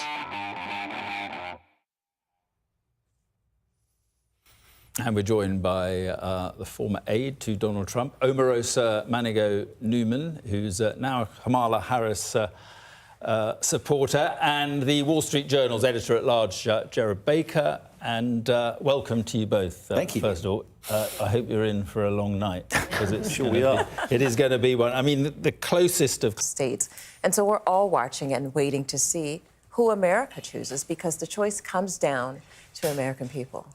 Yeah, I mean, Jerry, I guess there are a couple of scenarios here, right? The polls are either correct and it is neck and neck, or the polls are fundamentally wrong, and we've seen that happen before. And it's a decisive win for, say, Kamala Harris, or the polls are wrong and it's a decisive win for Donald Trump, essentially. Yeah, it's not just that we have an incredibly close race. We've never had polls at this stage of the race, literally the day of the race, with the two candidates tied, not only tied in the national vote, which of course doesn't matter, as we know in this country, but tied, pretty well tied in every single one of the major swing states, all within the margin of error. So not only is it unpredictable in the sense that we have basically a tie, but because precisely, Yalika, what you say about the polls, there is all kinds of ranges of possibilities on offer tonight. We could see a tie. We could be here for days and days and days, as we were in 2020 when Donald Trump refused to accept the result, or even that took a few days to get the final states in. 2000, when the George Bush-Al Gore race went on for 5 weeks afterwards. We could be in that situation. But because the polls have been wrong, quite significantly wrong, in each of the last set of elections, both the congressional elections that we've had and, of course, the presidential elections, we could actually, we could be surprised, and this could be over one way or the other within a few hours. Was it Nate Silver was saying 60% chance of one of the candidates taking 6 swing states? Yeah.